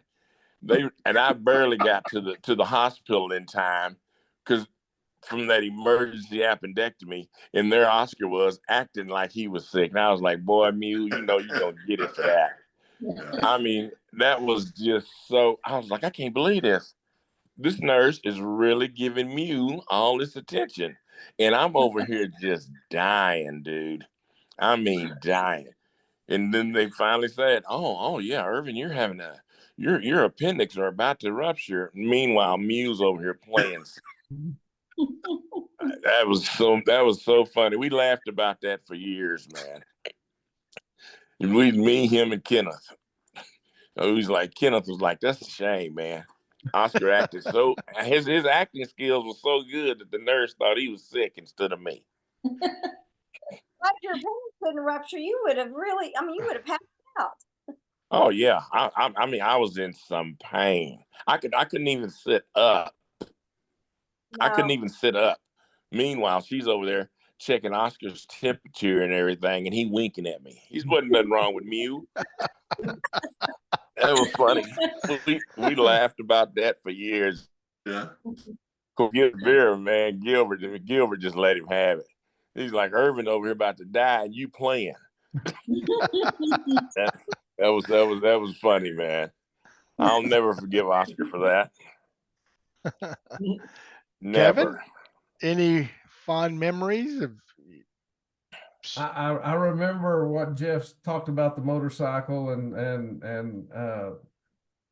man, I thought he rode up in the back of a pickup and they drove off. Was that a different time that they did that? Well, they exited. He brought his pickup. He brought the motorcycle and pickup. He went out the door, and I don't know where he disappeared to get it off the back. He had somebody in the pickup, and they drove off. Yeah, they both got suspended. Yeah, that's the way I remember the story. But somebody put some sheep or some pigs in the upstairs in the second floor. I don't know how they got them into the high school, but the funniest one was Tim Burgess and Grant Taylor. yeah. They opened the door there at the at the cafeteria, and it was after it was right after lunch, and one of them, what they had a hot rod vehicle. Tim had El Camino, best I remember, and they started spinning out, burning rubber, and they filled up the hallway with smoke and gravel, and before they closed the doors, and man, it wreaked havoc on that wing right there by the cafeteria, and I laughed about that because I was in English at the time, but I was like, "Oh, this is not going to go well," and it didn't go well for either one of them. But that was a pretty funny deal. But Lisa, the show that I remember as a senior was Animal House, and that was a big show that came out about the time we were graduating. The year before, I think we graduated, but that was a show that I remembered more than the other show that you mentioned. Yeah, well, Dazed and Confused didn't come out till the 90s, late night. It's a modern movie that's depicting your era. Okay. But yeah, Animal House, that was a big deal. My parents made me watch it. I watched it when I went to tech. Yeah, in that movie, Dazed Confused, there was hazing. The guys had the paddles that would catch the freshmen, or the eighth graders are going to be freshmen and paddle them. Ben Affleck. Ben Affleck, yeah. So yeah, and there was a keg party. So yeah, it definitely. But you got to remember, Coach Sherwood was in his infancy at Plainview, and like Irvin and Jeff have both said, none of us really wanted to disappoint Coach Sherwood. So that kind of put a lid on a lot of our antics anyway. Sure. Yeah. Yeah, there was the coach made every player sign a contract, and the main quarterback wouldn't, and he didn't. So I know Sherwood didn't do that with you guys, but yeah, he made every player to sign a contract to be committed to the next football season. So it's a good movie. You get a chance to watch it. So let's have a little fun. We always ask everybody this question. I'm going to start with Frances, because I'm pretty sure she got several licks. Did you get them, and why? And why? Why? Okay, just once. And it was because I was starting to fight with Cynthia, which she was my friend after that. But you broke her legs. What do you expect? I didn't break her legs. Oh, you bumped her off the damn truck. It broke her arm, I think. Oh, okay, my bad. Go ahead. That was the only time. Who gave them to you? If you can recall. McBee. Oh. Yeah. Oof. Yeah. Rosie? And then years later, he came over and wanted a loan, and I said, I'm not sure about that. Turn your ass around. I got a paddle. You want that 2.9 interest? Yeah. Come here. Yeah. Exactly. Think about that. Story of why y'all were going to get into a fight, and then how you became friends. I mean, it was over a boy. You know that. It's over a boy, and I don't even remember who it was, but now, you know. Sure you don't. It was over a boy. Yeah. Rosie? Become friends. I'm sorry. Yes, I got this one time. I skipped band, and McBee, like, he did lift me up from the ground. I still feel it. It was real bad. brings back those memories, huh, Rosie? Yes, like that was horrible. You know, and you think back now, I'm like, how dare they spank a girl? You know what I'm saying? I mean, yeah. How dare What'd you do to get in trouble? What did you do? Oh, you skipped band. I skipped. But when I was in 6th grade, when I was in 6th grade, I got licks too. But that was because I hit. Do y'all remember Carol Monroe? Anybody? Yes. Yeah. Remember Carol? He still lives here. He does? Yeah. Oh my God. Okay. Well, I know Alan does, but so maybe Alan. Maybe it's Alan. Is it Alan? Yeah, Alan's brother. Alan's older Alan brother. lives here, but I don't know about Carol. Yeah. anyway, he kept saying, I can see your what was it? Your epidermis. He kept saying that over, and I'm like, you say that one more time, because I thought it was a bad word. We hadn't been to science class yet. They had, he had already been to science class, and we hadn't been to science class then. It was during lunchtime, and he kept saying that, hey, Rosie, I can see your epidermis. I said, say that one more time. I said, and you're going to get it. And he said it again, and I just popped him. Irvin, do you remember that? Do you remember? I don't know if I recall that one. Because we were in the 6th grade. You were at Thunderbird. Remember? Oh yeah, I was at Thunderbird. Yeah. And I popped him. I mean, I just popped his out. Yeah. Rosie. And I got licks. That was the first time I said I would never get licked. I'm like, that was so embarrassing. And I said, I will never get licks again. And then, yep. Sophomore year and then that's when I vowed, like, done, never again. I won't ever skip. I won't ever do anything that's going to cause me to have licks. Rosie, why did you skip band that day? Because great question. Because so I could have a second lunch, so I could go, a longer lunch period. Why did you want a second lunch, Rosie? Because everybody was going to Taco Bell. Remember when Taco Bell first came? Taco Villa? Yeah. And so everybody's going to Taco Bell, and I wanted to go. So I'm like, was there Taco Bell back then? I thought it was Taco Villa. Taco Villa. Or whatever it was, Taco Yeah. Taco, whatever that was. I wanted to go. And I skipped. I thought it would just have, who's gonna miss me? Well, he did. He made sure that I got licks. I got in trouble. Urban, I know you got several. I know having Oscar and those guys. I know they. Yeah, one morning, man, we got to school and we was like, okay, we're gonna see who can get the most licks. I was like, what were we thinking? It was like, we're gonna see who can get the most licks by the end of the day. I mean, man, I think I ended up with like 50 something licks that school day. I was like, and it was like I didn't want to lose. And I mean, Coach Buchanan, all those coaches, man, and they was like, what is going on? They'd be like, we just be disruptive in the class to get a lick. Kevin Woods, because Kevin says, I'm gonna win this hands down. But I think I ended up with like close to 50 licks that one day. And man, everybody, even the teachers was like, what's going on? Then they finally found out. They're like, they're competing. And it was Oscar, myself, Kevin Woods. I mean, it was crazy. I don't know what got into us, man, but I know for a fact I got 50 licks that one day. So what'd you win? Oh, it was just like a bragging rights. No, it was like a Mr. Burger at that we used to have Mr. Burger. Hey, I loved me some Mr. Burger back in the day. But I was like, I'll get some licks for a Mr. Burger. Crazy. Did you get some from McBee? Oh yeah, McBee. And McBee was like, what is going on, Irvin? I'm like, oh, nothing much, Mr. McBee. Just give me the licks. I'm out. Yeah, McBee could hit though, man.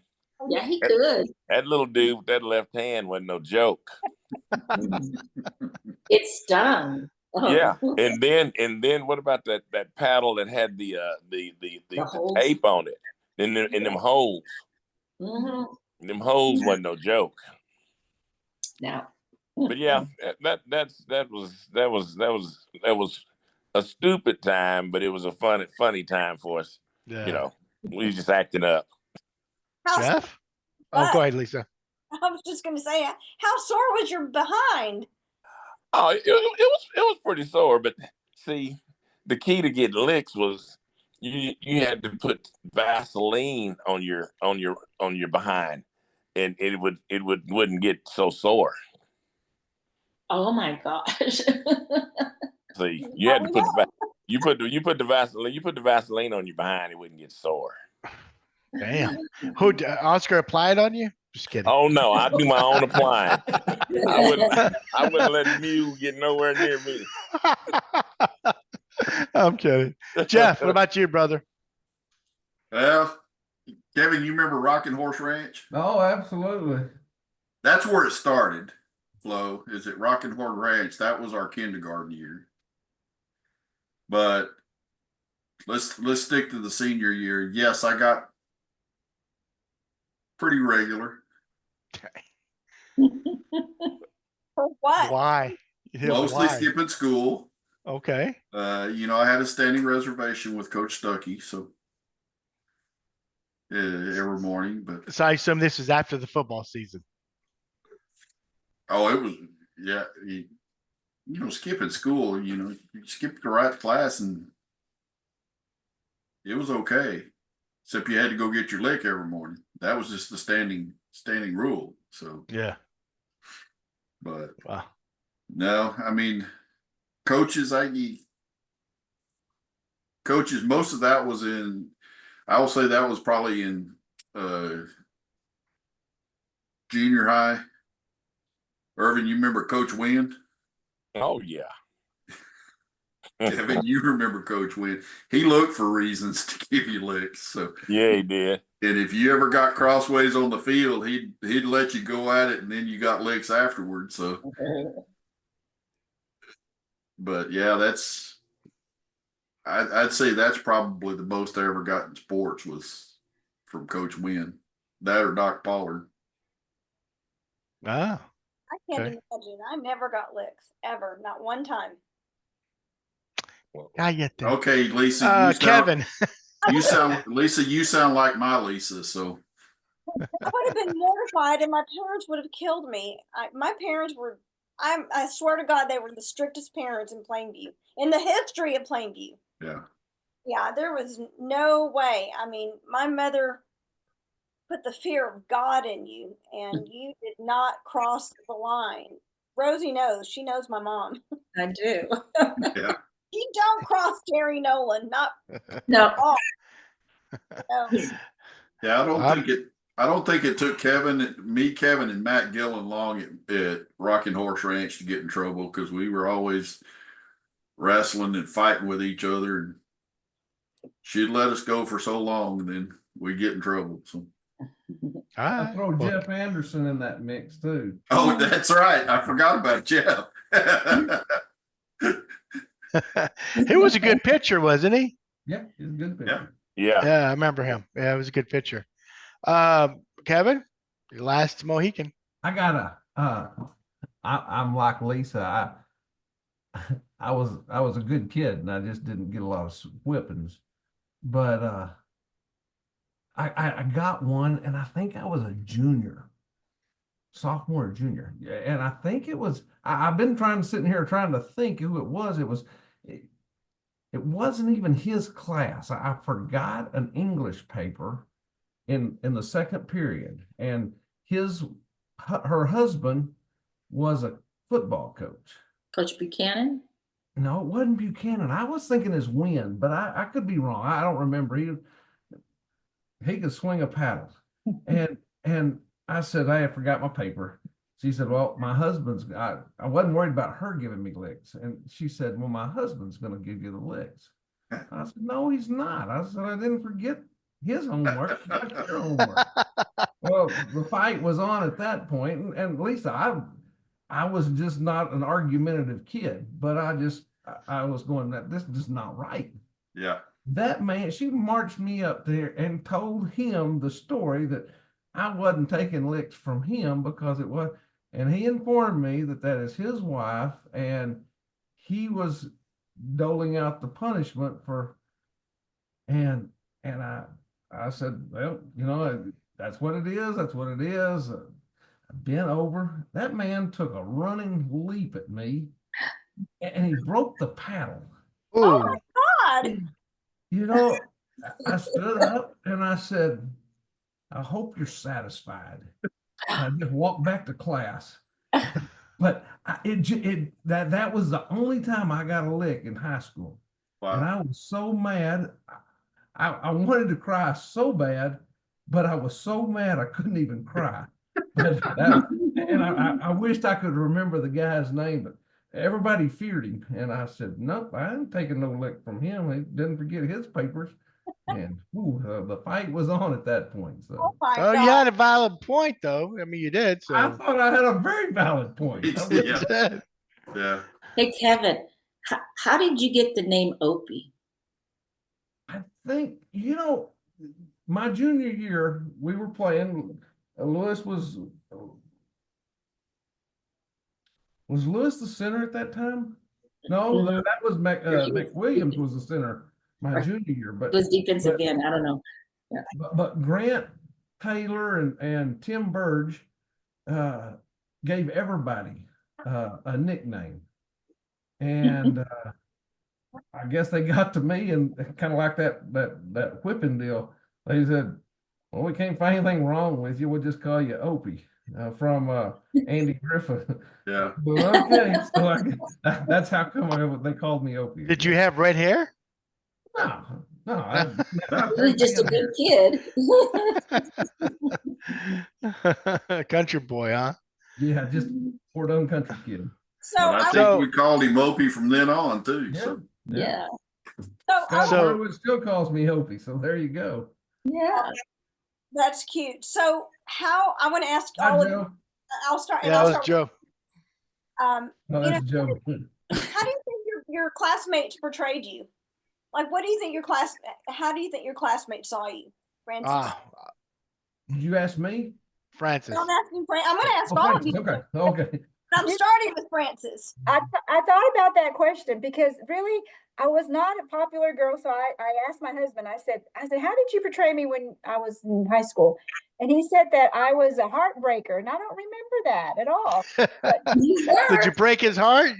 I didn't break his. He said I broke so many other guys, but I don't remember that. So, that's what I'm known for, I guess, being a heartbreaker. Oh, Wow. Rosie, what about you?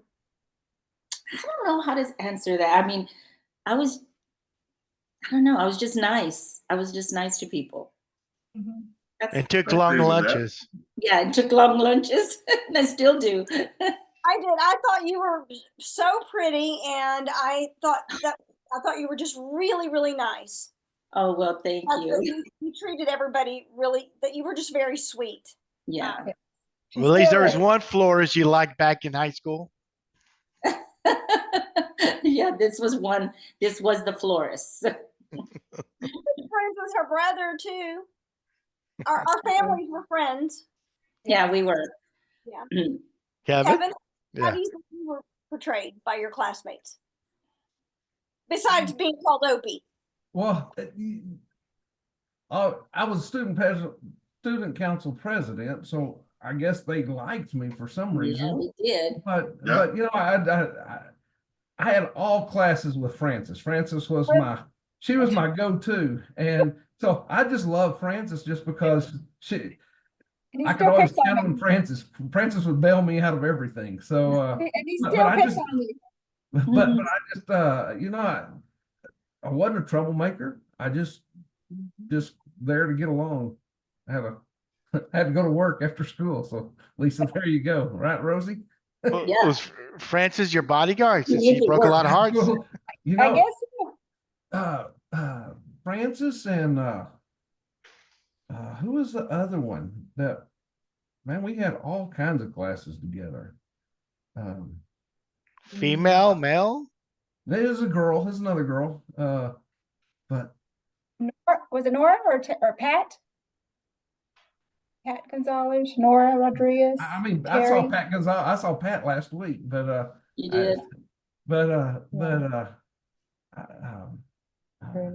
I'll think of it here in a minute. But yeah, Francis and I, we made it through high school together. We Just kind of, we were two peas in a pod. We couldn't hardly get separated. I love it. Nice. Jeff.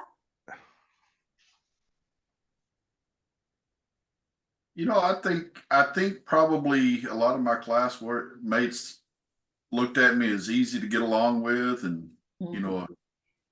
just to hang with and fun to be around. That's kind of the way I felt anyway. So, never met a person I didn't like. So they didn't like you. Just kidding. Well, if we want to get off, if we want to get off and tell more funny stories, Irvin, do you remember? I think it was our sophomore year, and we were in the we came into the locker room after practice, and for some reason you'd gotten mad at me during practice. No. I went to pull my shoulder pads off, and I got them about right here. You cocked me in the jaw, and I thought, what the heck just hit me? And you said, you said, man, don't you ever do that again in practice. And I can't remember what it was I did, but do you remember that? I don't. It had to be something if I hit you. I don't we quite were remember best that. friends the next day, but Oh yeah. I made you mad for some reason, and I had a quick temper.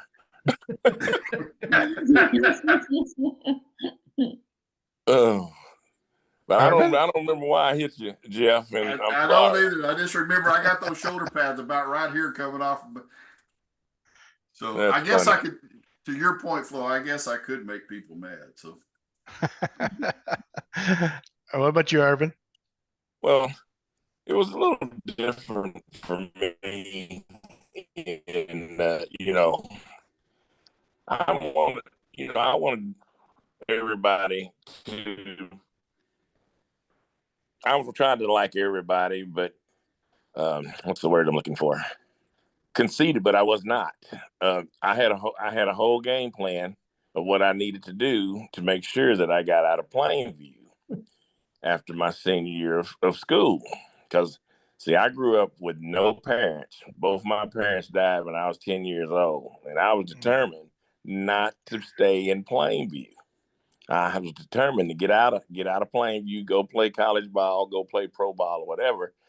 And I think, like I said, I never was a bully or nothing like that. Matter of fact, I would like to go take on the bullies because I remember I used to always like to walk little Susie. Do y'all remember little Susie? Yeah. That was in our class. I used to walk her to class all the time because she says, they can't see me, but they can see you. I said, well, get next to me and I'm going to walk you to your class.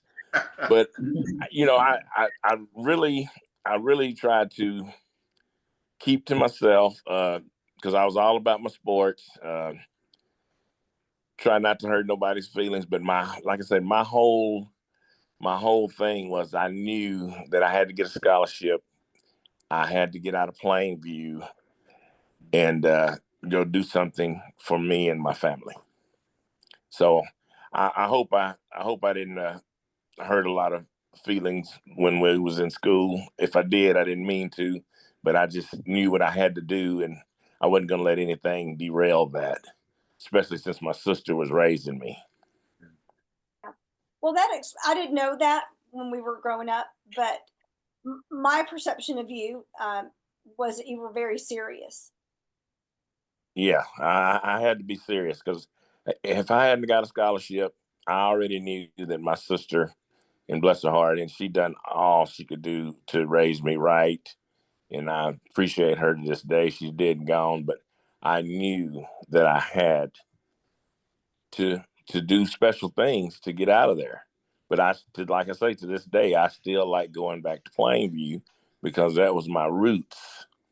There was a lot of people in Plainview that tried to take care of me.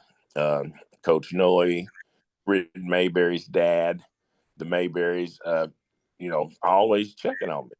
And I appreciated that because, like I said, it's hard when you're growing up with no parents. It's, I'd always look and see, my teammates' parents would be at the games and my parents wouldn't be at the games. So I would channel that energy into making sure that I had to try to hurt somebody on the other team. I know that's bad, but that's the way I would channel my anger.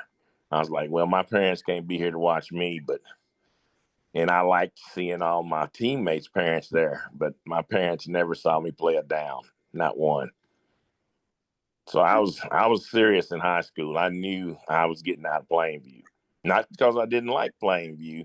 It's just because I knew that's what I had to do to better my family. Yeah. Well, I'm so sorry about that. And at the same time, I also recognize the blessing of growing up in a town like Plainview, that you have other parents that take an interest, and willing to, like you said, like the Mayberries checking on you. And I want y'all to just pause and reflect as I'm listening to your stories tonight. One thing that comes to mind is just we've all known each other. I mean, you look, your classmates, right? You've known each other since you were little kids, and what a gift to be able to come together via this technology today and have these conversations and have these memories to talk about. This is not everybody gets to do this, and how blessed we are, that we have this opportunity to spend a couple of hours just hanging out and talking and going back 40 something years later. And, we're all in the, Yeah. well, I'm still the baby here. I'm still 59, but y'all are in the 60 plus club.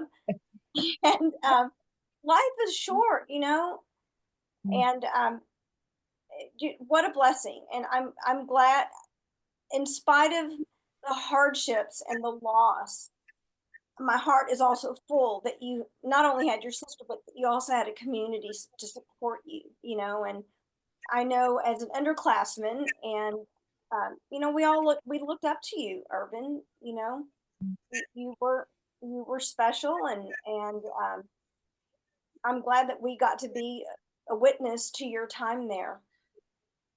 Yeah, I loved my time in Plainview. I really did, because we moved to Plainview from Olton, a little bitty town, Olton.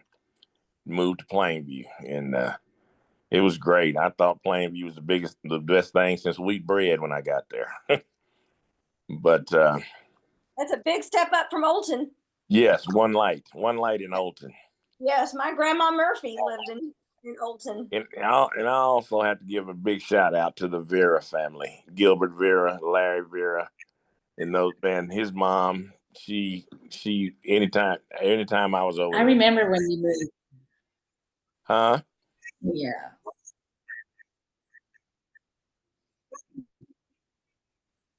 You there? Yeah. Who just said something? Francis or Rosie? Rosie did. Oh, Okay. Rosie, can you repeat what you said? It didn't come across. You remember something. I think she froze. Yeah, she did. Mm-hmm. She's frozen. I think she said she remembers you being there, I believe. Being over the Veras, I guess. Oh yeah. I mean, man, the Veras were so nice to me, man. Like I said, when my Miss Vera, Mr. Vera, I'd go over there and just eat. I remember when Urban moved to Plainview. Wow. That's crazy. Am I frozen? Well, you were probably 6'2", Urban. Probably weighed Huh? 240 back when you moved there and moved to Plainview. No? No. I 6 feet, 6 feet. And when I got and like I say, my freshman year at Texas, I was 6 feet 2. I played at 232. I played at 220, 222, 223 in high school. Wow. I can imagine what you Urban, guys when did ate you in come to- college. When did you come to Plainview?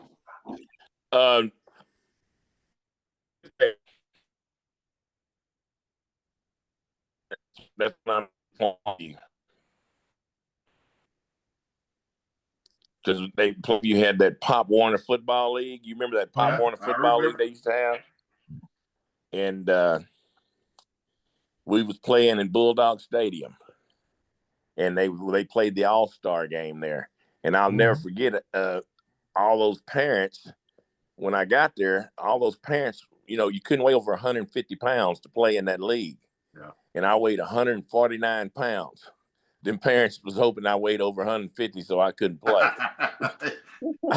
I was like, wow, I didn't know what was going on, but I weighed 149 pounds in the fifth grade. I was thinking it was 5th or 6th grade when you moved to Plainview. Yeah. I couldn't remember. Yeah, fifth grade. Because I remember playing Tiger League football against you.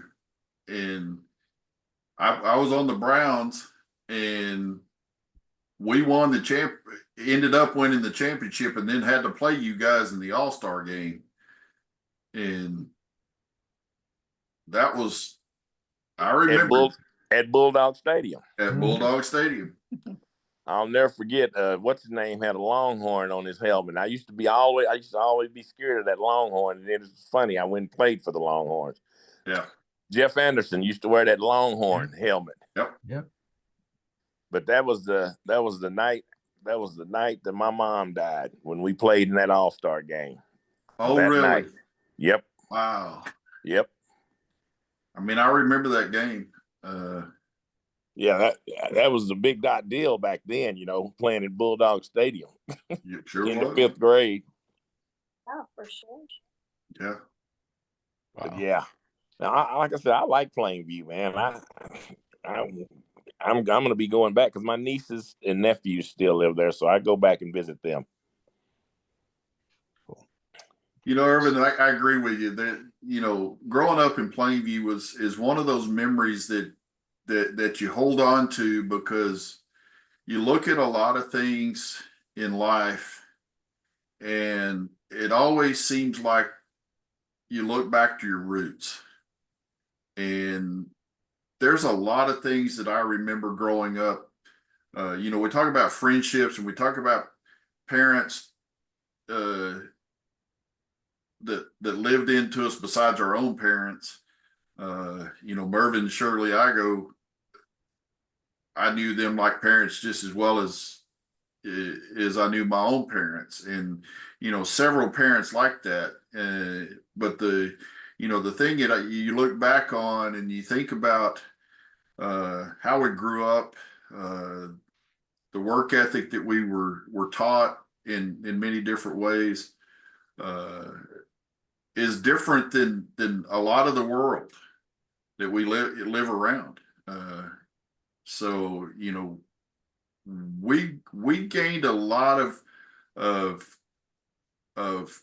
work ethic, of knowledge, of how to treat people, and just be part of society in a way that we try to make the place better than it was when we showed up.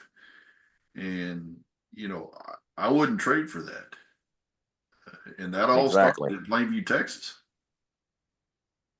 Yeah, I think Plainview, like you said, instilled all those values, but a lot of personal integrity.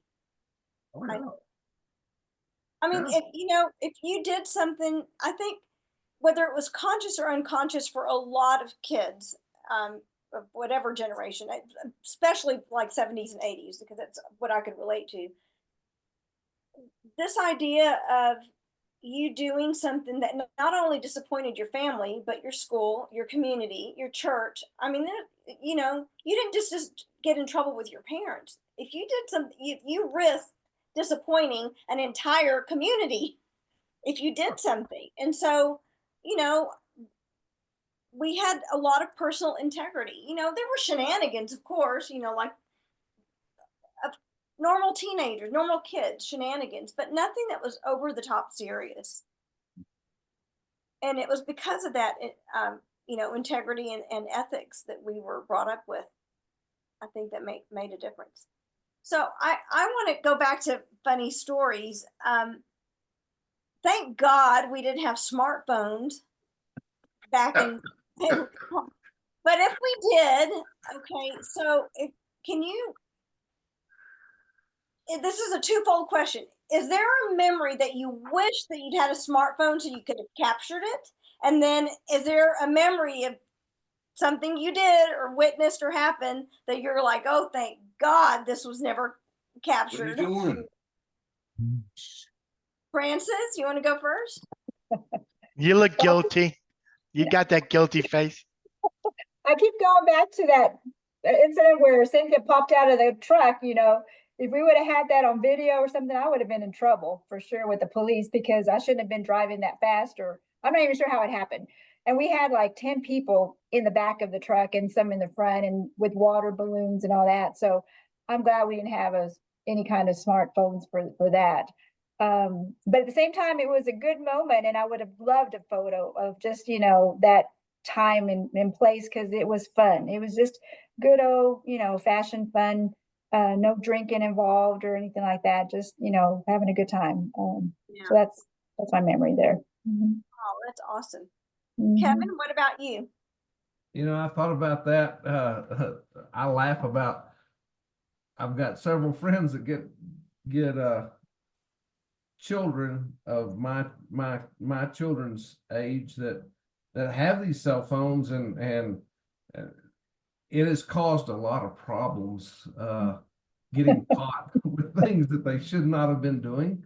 And I look and I laugh and I go, man, am I glad I'm on we didn't mute. have cell phones back in the days, because that would be but Francis, you're exactly right, man. There are some moments that I really wished we had. Irvin, back when we were in El Paso at the whatever quarterfinals or Paso Rangers. whatever we were playing over there, you know, there are some things that I really wished I had more photos of back in the day. I don't know of yeah, you're right, Lisa. I mean, there were shenanigans that kids are just kids, but you know, I just think of some of the locker room celebrations that are in my mind. Now, I'm not for sure that exactly my mind Microphone, can repeat the camera. story exactly. I'm trying to the way get it on was. here. It's going to be Well, you're there. somewhat Just unmuted. but I just Oh, just to see my teammates Hear you, Rosie. being Okay, I good. just text her. Sorry, Kevin. Keep going. Keep Thank going. you. just to be excited and you know, the celebration of other people's success. So Mhm. Yeah. Irvin. Well, I wish back then. I wish we would have had. I wish that we would have had cell phones, because I would have loved to have gotten a picture of us coming out of the locker room, going onto the field when Coach Sherwood used to tell us, "Pack them up, dogs," pack them up, dog. pack them up, Oh, yeah. dogs. And we was one red dot. I would give anything to see that picture of us being as one, going onto the field as a team, getting ready to destroy the next team. I just wish I could have had a picture of that. I really do. I just wish that I could have seen that, man, because it was awesome to be in it. I just wish I could have seen it. Yeah. That would be cool. Who hasn't gone? Jeff. Well, you know, I agree. I think our cell phones today are a blessing and a curse. And, you know, there's things that I can think about, you know, like we've talked about, that I can think about, you know, would have been nice to have captured at the moment, whether it was a short video clip or a picture. I agree with Irvin. You know, some of those moments that mean so much during our sports days, you know, graduation, you know, things that we did, and how we came together as a class during graduation, and, you know, just being a part of different things that would have been nice to have had those moments where you could capture them quick and you could go back and look at them. There's uh, there's some pictures that I have, you know, here in my office here at home, that and Kevin, you know, you talk about growing up with your dad. I grew up with my granddad, as you know, and, you know, there's a lot of things that I got to be a part of, you know, in that life, that I would love to have, you know, some more captured moments during those times, especially now that, you know, now that he's not here. But that, I think that's what, you know, having a phone at that time would have been nice for, is just to have those opportunities to capture those moments and keep them like we do now digitally and go back and reminisce on them. Yeah. Well, I got one moment. It's when y'all's classmates. Like I said, I was a baseball player, but my freshman year I didn't play baseball. I was in track and I was high jumper. So I was able to witness Kenneth Story clear 7 feet Yep. several times. So yes, I wish I had my smartphone. I would have videotaped it or take a picture of him just clearing 7 feet all the time. So it was, he had some hops. And he Man, could play B, he he could could play get up, basketball man. too. Yeah, Yeah. he was Yeah. good baseball. But you know that son of a bitch. Yeah, I'm gonna say something. He cheated when I was a kid, going over there playing 21, and of course I'm 5 foot nothing. He's 5'10", 6 feet. And every time he shoot free throws, I'm underneath. I'm facing towards the basket, underneath it, and he would sneak right behind me and shoot his free throws. Until I finally looked back, I'm like, "What are you doing?" I mean, he had to cheat. I'm like, "Dude, you're 6 feet."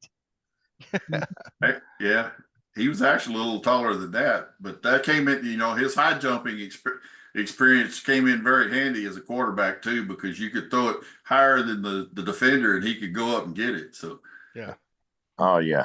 so Flo, speaking of classmates, I have one that just kind of stepped into my office and I'll let her do a cameo real quick. Hello, it's Miss Lisa. Hello, class of 80. It's good to see you guys. And Lisa's class of 82. That's Yes. correct. Yes. Class of 82. That's Joe's Yeah. class too. Yeah. And we saw Joe a while ago walking behind. Yeah.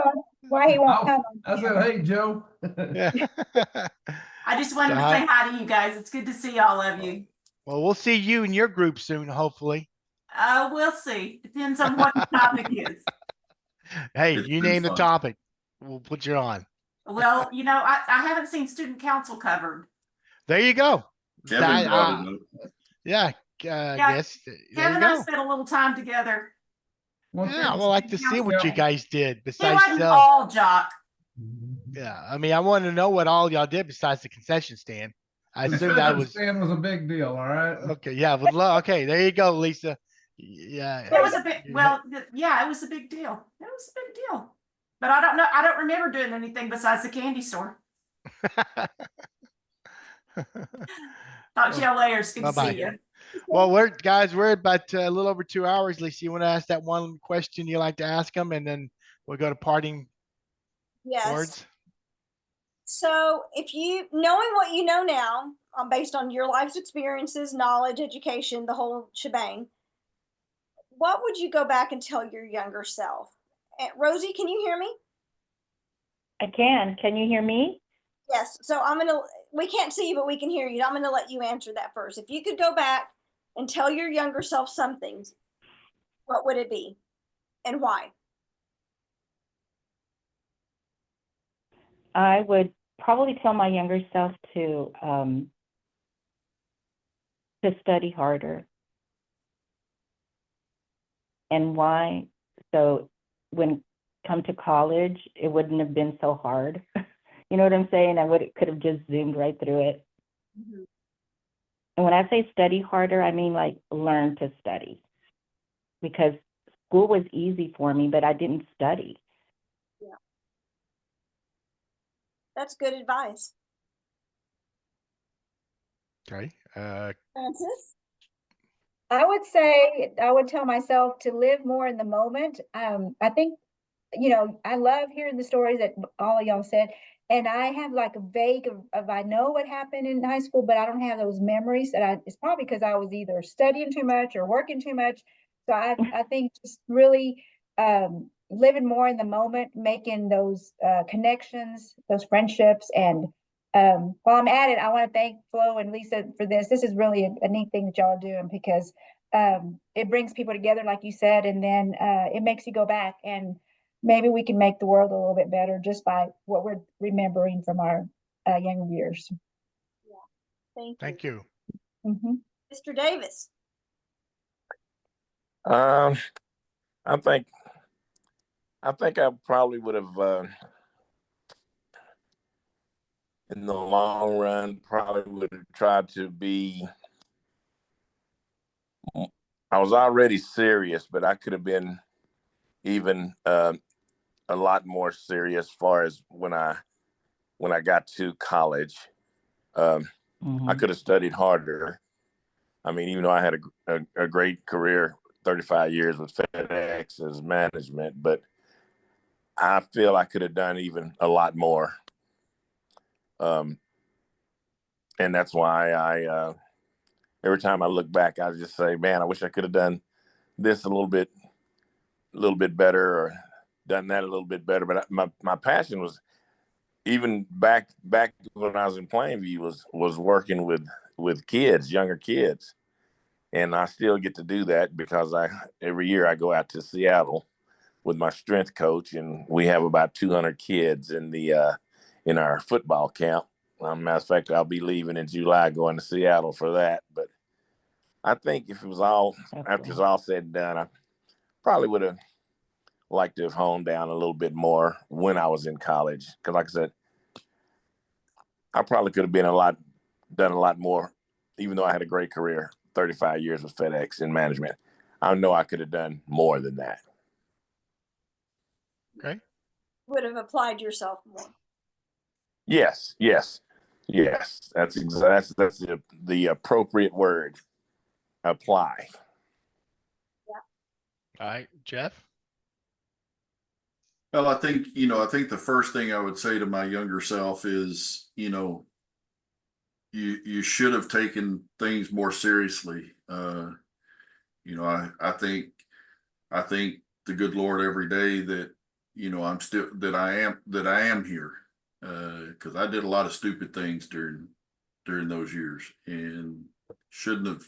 There was a lot of time, when you get to look back on them, you think, man, boy, how did I survive? We did, we were doing, something so stupid, and so I'd go back, I'd go back and change some of those things. And don't get me wrong, I've been very blessed in how over time, I've grown into that, and, having a successful career, and got as you just saw, I've got a beautiful bride that loved me through all of that. But be more serious, and have been more focused, because, we kind of did life backwards. We got married right out of high school and had kids, and then went to college. So just been smarter. Cool. Mr. Igo. I was going to show this to you. I don't know if Irvin, you and Jeff still have y'all's, but I still got. I got it. Oh wow, nice. Coach Billingsley gave me, and my grandchildren, they look at it and they go, man, what was that like playing with those guys, and so I was I will say the opposite of some of these guys. I've been very driven all my life, and I've been blessed immensely growing up in Plainview, being able to come back to Plainview. So I look at, I told you, Lisa, I worked hard, and I don't know that I could tell myself to do something differently. Because it's that's just who I am. And so I try to tell my grandchildren to enjoy the moment. I think Irvin said that. Enjoy. I think I was always ready to move to the next project instead of enjoying what was in front of me at the time. So if I was probably going to tell myself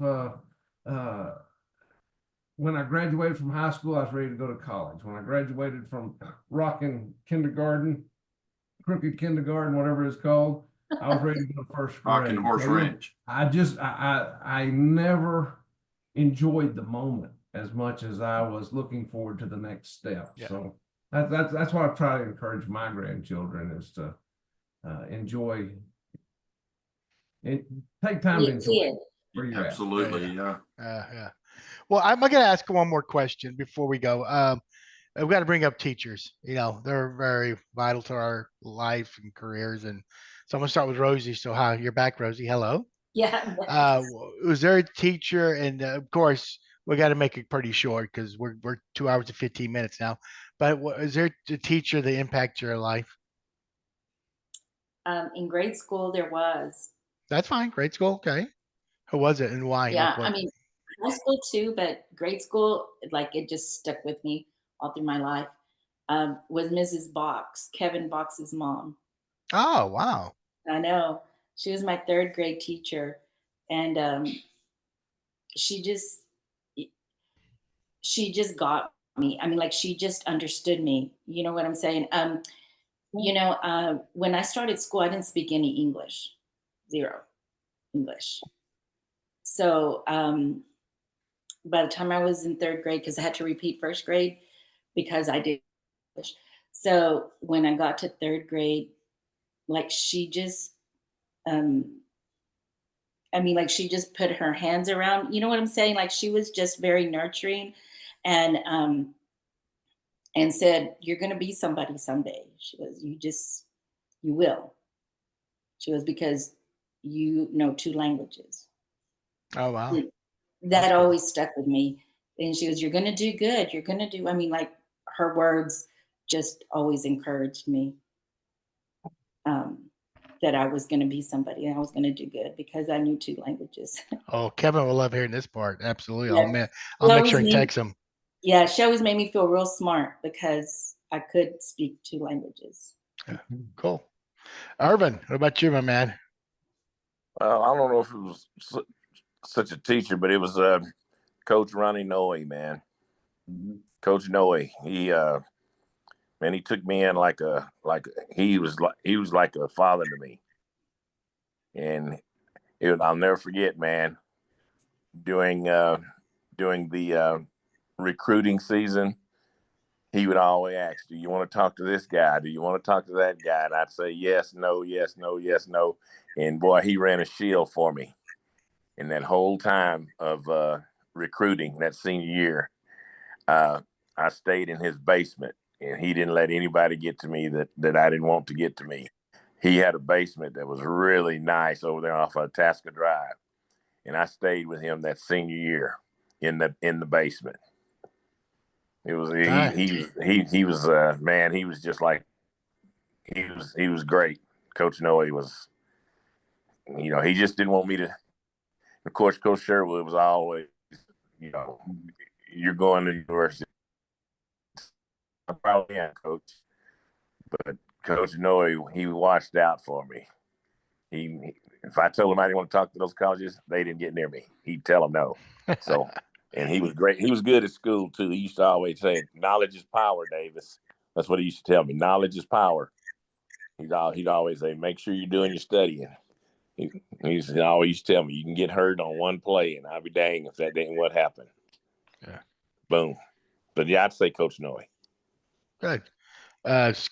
Jeff?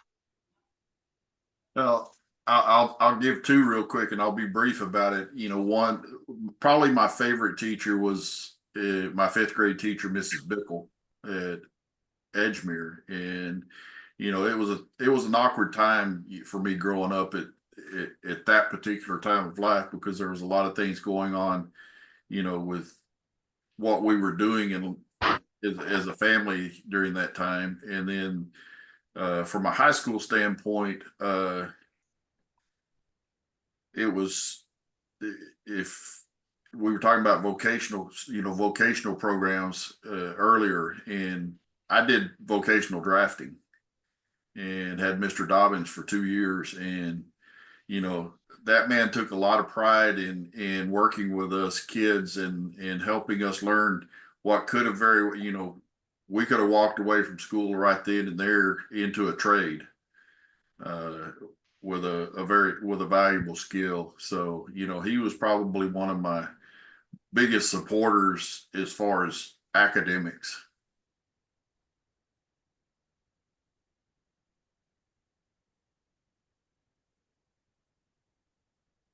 Okay.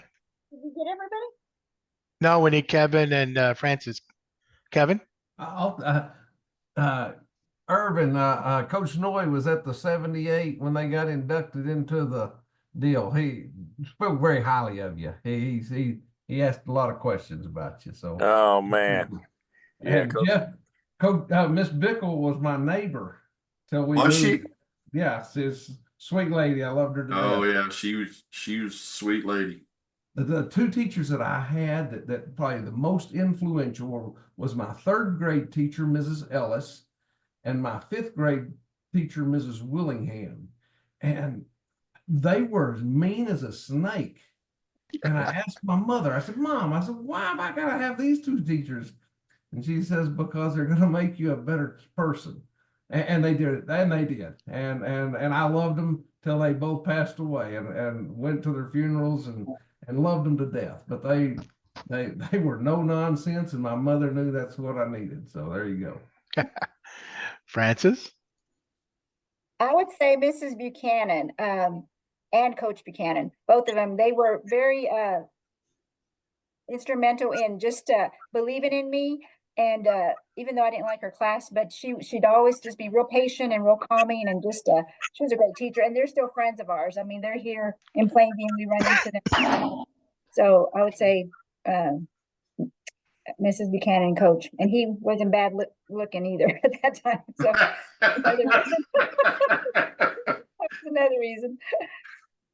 I don't think you were the only one that thought that, Francis. Yeah, Everybody right. thought he was good looking. Yes. Well, guys, we want to thank you. Let's go into some quick parting words, and then Lisa will say hers, and we'll say good night. So, Jeff, quickly, some parting words. Well, guys, this was so much fun. Thanks for doing this for us, and to my classmates, man, it's great to see each one of you. It's been a long time, and I really appreciate spending time with you guys too. So, Lisa, thank you. You and Michael both. So, You're welcome. This is y'all 45th year reunion, right? yeah. Okay, Yep. there you go. You guys should attend. Irvin. I want to first off say appreciate the time with everyone that's on this podcast. It's been a long time since I've seen any of y'all, and I'm looking forward to seeing y'all. It's been a long, long time, and I just really appreciate that I was able to get in contact with you and get on this, because I really appreciate. I really enjoyed tonight, and it's really been fun, and I'm just really geeked up about it right now. I feel like going suiting up, go Angry Red. Enough said. That's right. Mr. Igo? Michael, you and Lisa do an amazing job, and I appreciate you guys for that. Man, you guys, I would like to say, man, come back to the class reunion, but Francis will call me out if I say that. So, I was going to too, Kevin. So, but man, you know, I talked to James Sams about this. I've talked to several people about this, so I was glad you guys all agreed to be a part of it. But man, class of 80 was pretty special, and I just enjoyed visiting with you guys. Thank you. Francis? Well, at first I was upset at Kevin, because Kevin's the one that gave my name to you. So at first I was like, Kevin, why are you doing this to me? But I'm so glad that you did, Kevin. Kevin means a lot to me and my family. And so this has been great, Flo and Lisa. I know it takes a lot of time to prepare for these, so thank you again for that. I agree with Kevin that's saying that 1980 was a great year, continues to be. It grew great people. I mean, I'm saying we're a group because we came from different backgrounds and everything, but we had a lot of people pour into us, and now we are able to pour into other people. And so thanks for the invitation. It was great to see others that I haven't seen in a long time. So thanks again for having me. Yeah, Kevin, it's a good thing to see her replies to text to me. It was very colorful. I'm kidding. I'm joking. I'm kidding. I was trying to make an excuse and I couldn't find one, so here I am. There you go. You had fun. All right, Miss Yes. Lisa. We got to go to bed. We're all over 60 except for you, so we got to get to bed soon. Did Rosie give her parting words? I was gonna Oh, I'm say, sorry. good. Oh, I just want to say thank you. Thank you, Lisa Oh, I'm sorry. and Flo. Y'all do an amazing job. You have been doing an amazing job. And I always look forward to seeing your podcast. But something that I think I'm going to leave some with everybody. When do you remember hearing the word goat knuckle? Well, there's rumors that Irvin started it, but then I'm hearing, well, it goes all the way back to the 70s. It does. It goes back to Irvin, I remember you coming on to. I remember you in 6th grade because I think that's when you moved to Plainview, right? 5th grade, correct. It was 5th grade. Okay, 5th grade. You remember Dexter Scott? Oh yeah. Okay, I used to tutor. I had to tutor him, but I would have to help him with anyways some work. And the very first time I ever heard that, he said it to you. It was you that he said it to, and you did something, and he went goat knuckle on your head. There you go. Man. Now we know the origin. No, he said Whoa. goat knuckle. It was he knocked on the. I mean, he went and he goes like he tapped on the desk and he goes goat knuckle and cheese on your head or. Yeah, I can see him You doing remember that. that? Goat knuckle. Well, I also heard that in the early 70s, I guess they still do, the seniors would turn their ring around and pop people on the head. And that's where they got that motion of knuckle, goat knuckle, because popping people in the head with their senior ring. So, but hey, whichever works, works. But anyway, guys, thank you. Thank you for the talk. Yes, Goat thank knuckle you. talk was like amazing. Well, Lisa, real quick, and hey, guys, I like to spin this off. I mean, we could have more shows from you guys. I definitely want to do Sure. another football. I was talking to Robert Braddock, dude, the ones who went to college. You two, Robert, Royce Coleman, Britt Mayberry again. So that will be a fun show to do with you guys. So, but anyway, it's bedtime, Lisa. I'll get hold of Kenneth.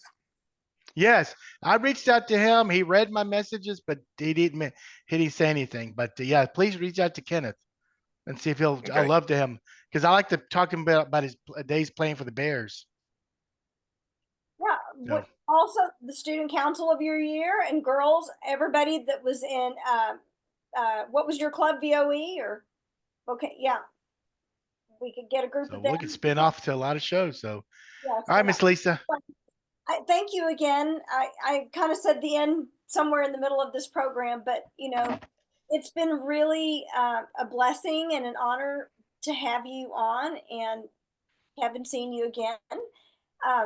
Just warms my heart to hear your stories. It's very evident that you had great camaraderie and a lot of blessings in your class, and that I'm glad that Michael and I could provide a platform for y'all to come together and just instead of breaking bread, we're breaking time together and being present, spending 2 hours of being fully present with each other, and it's just a gift, and we have the best seats in the house to witness these stories. So thank you from my heart for agreeing to join us tonight, and sorry that we've kept you up so late. All right, No, guys. we're getting Thank y'all. old, Lisa, but not that old. Exactly. I'm getting ready to go My work bad. on my. Yeah, I'm working on my detangling shampoo, Lisa. It's working. Working. It worked too much. Yeah. All right, guys. Thank y'all. Good All night. righty. Thank you. Good night. Lady, Yeah. it's Yeah. so All right. tubular. Bye-bye. Bye. Bye.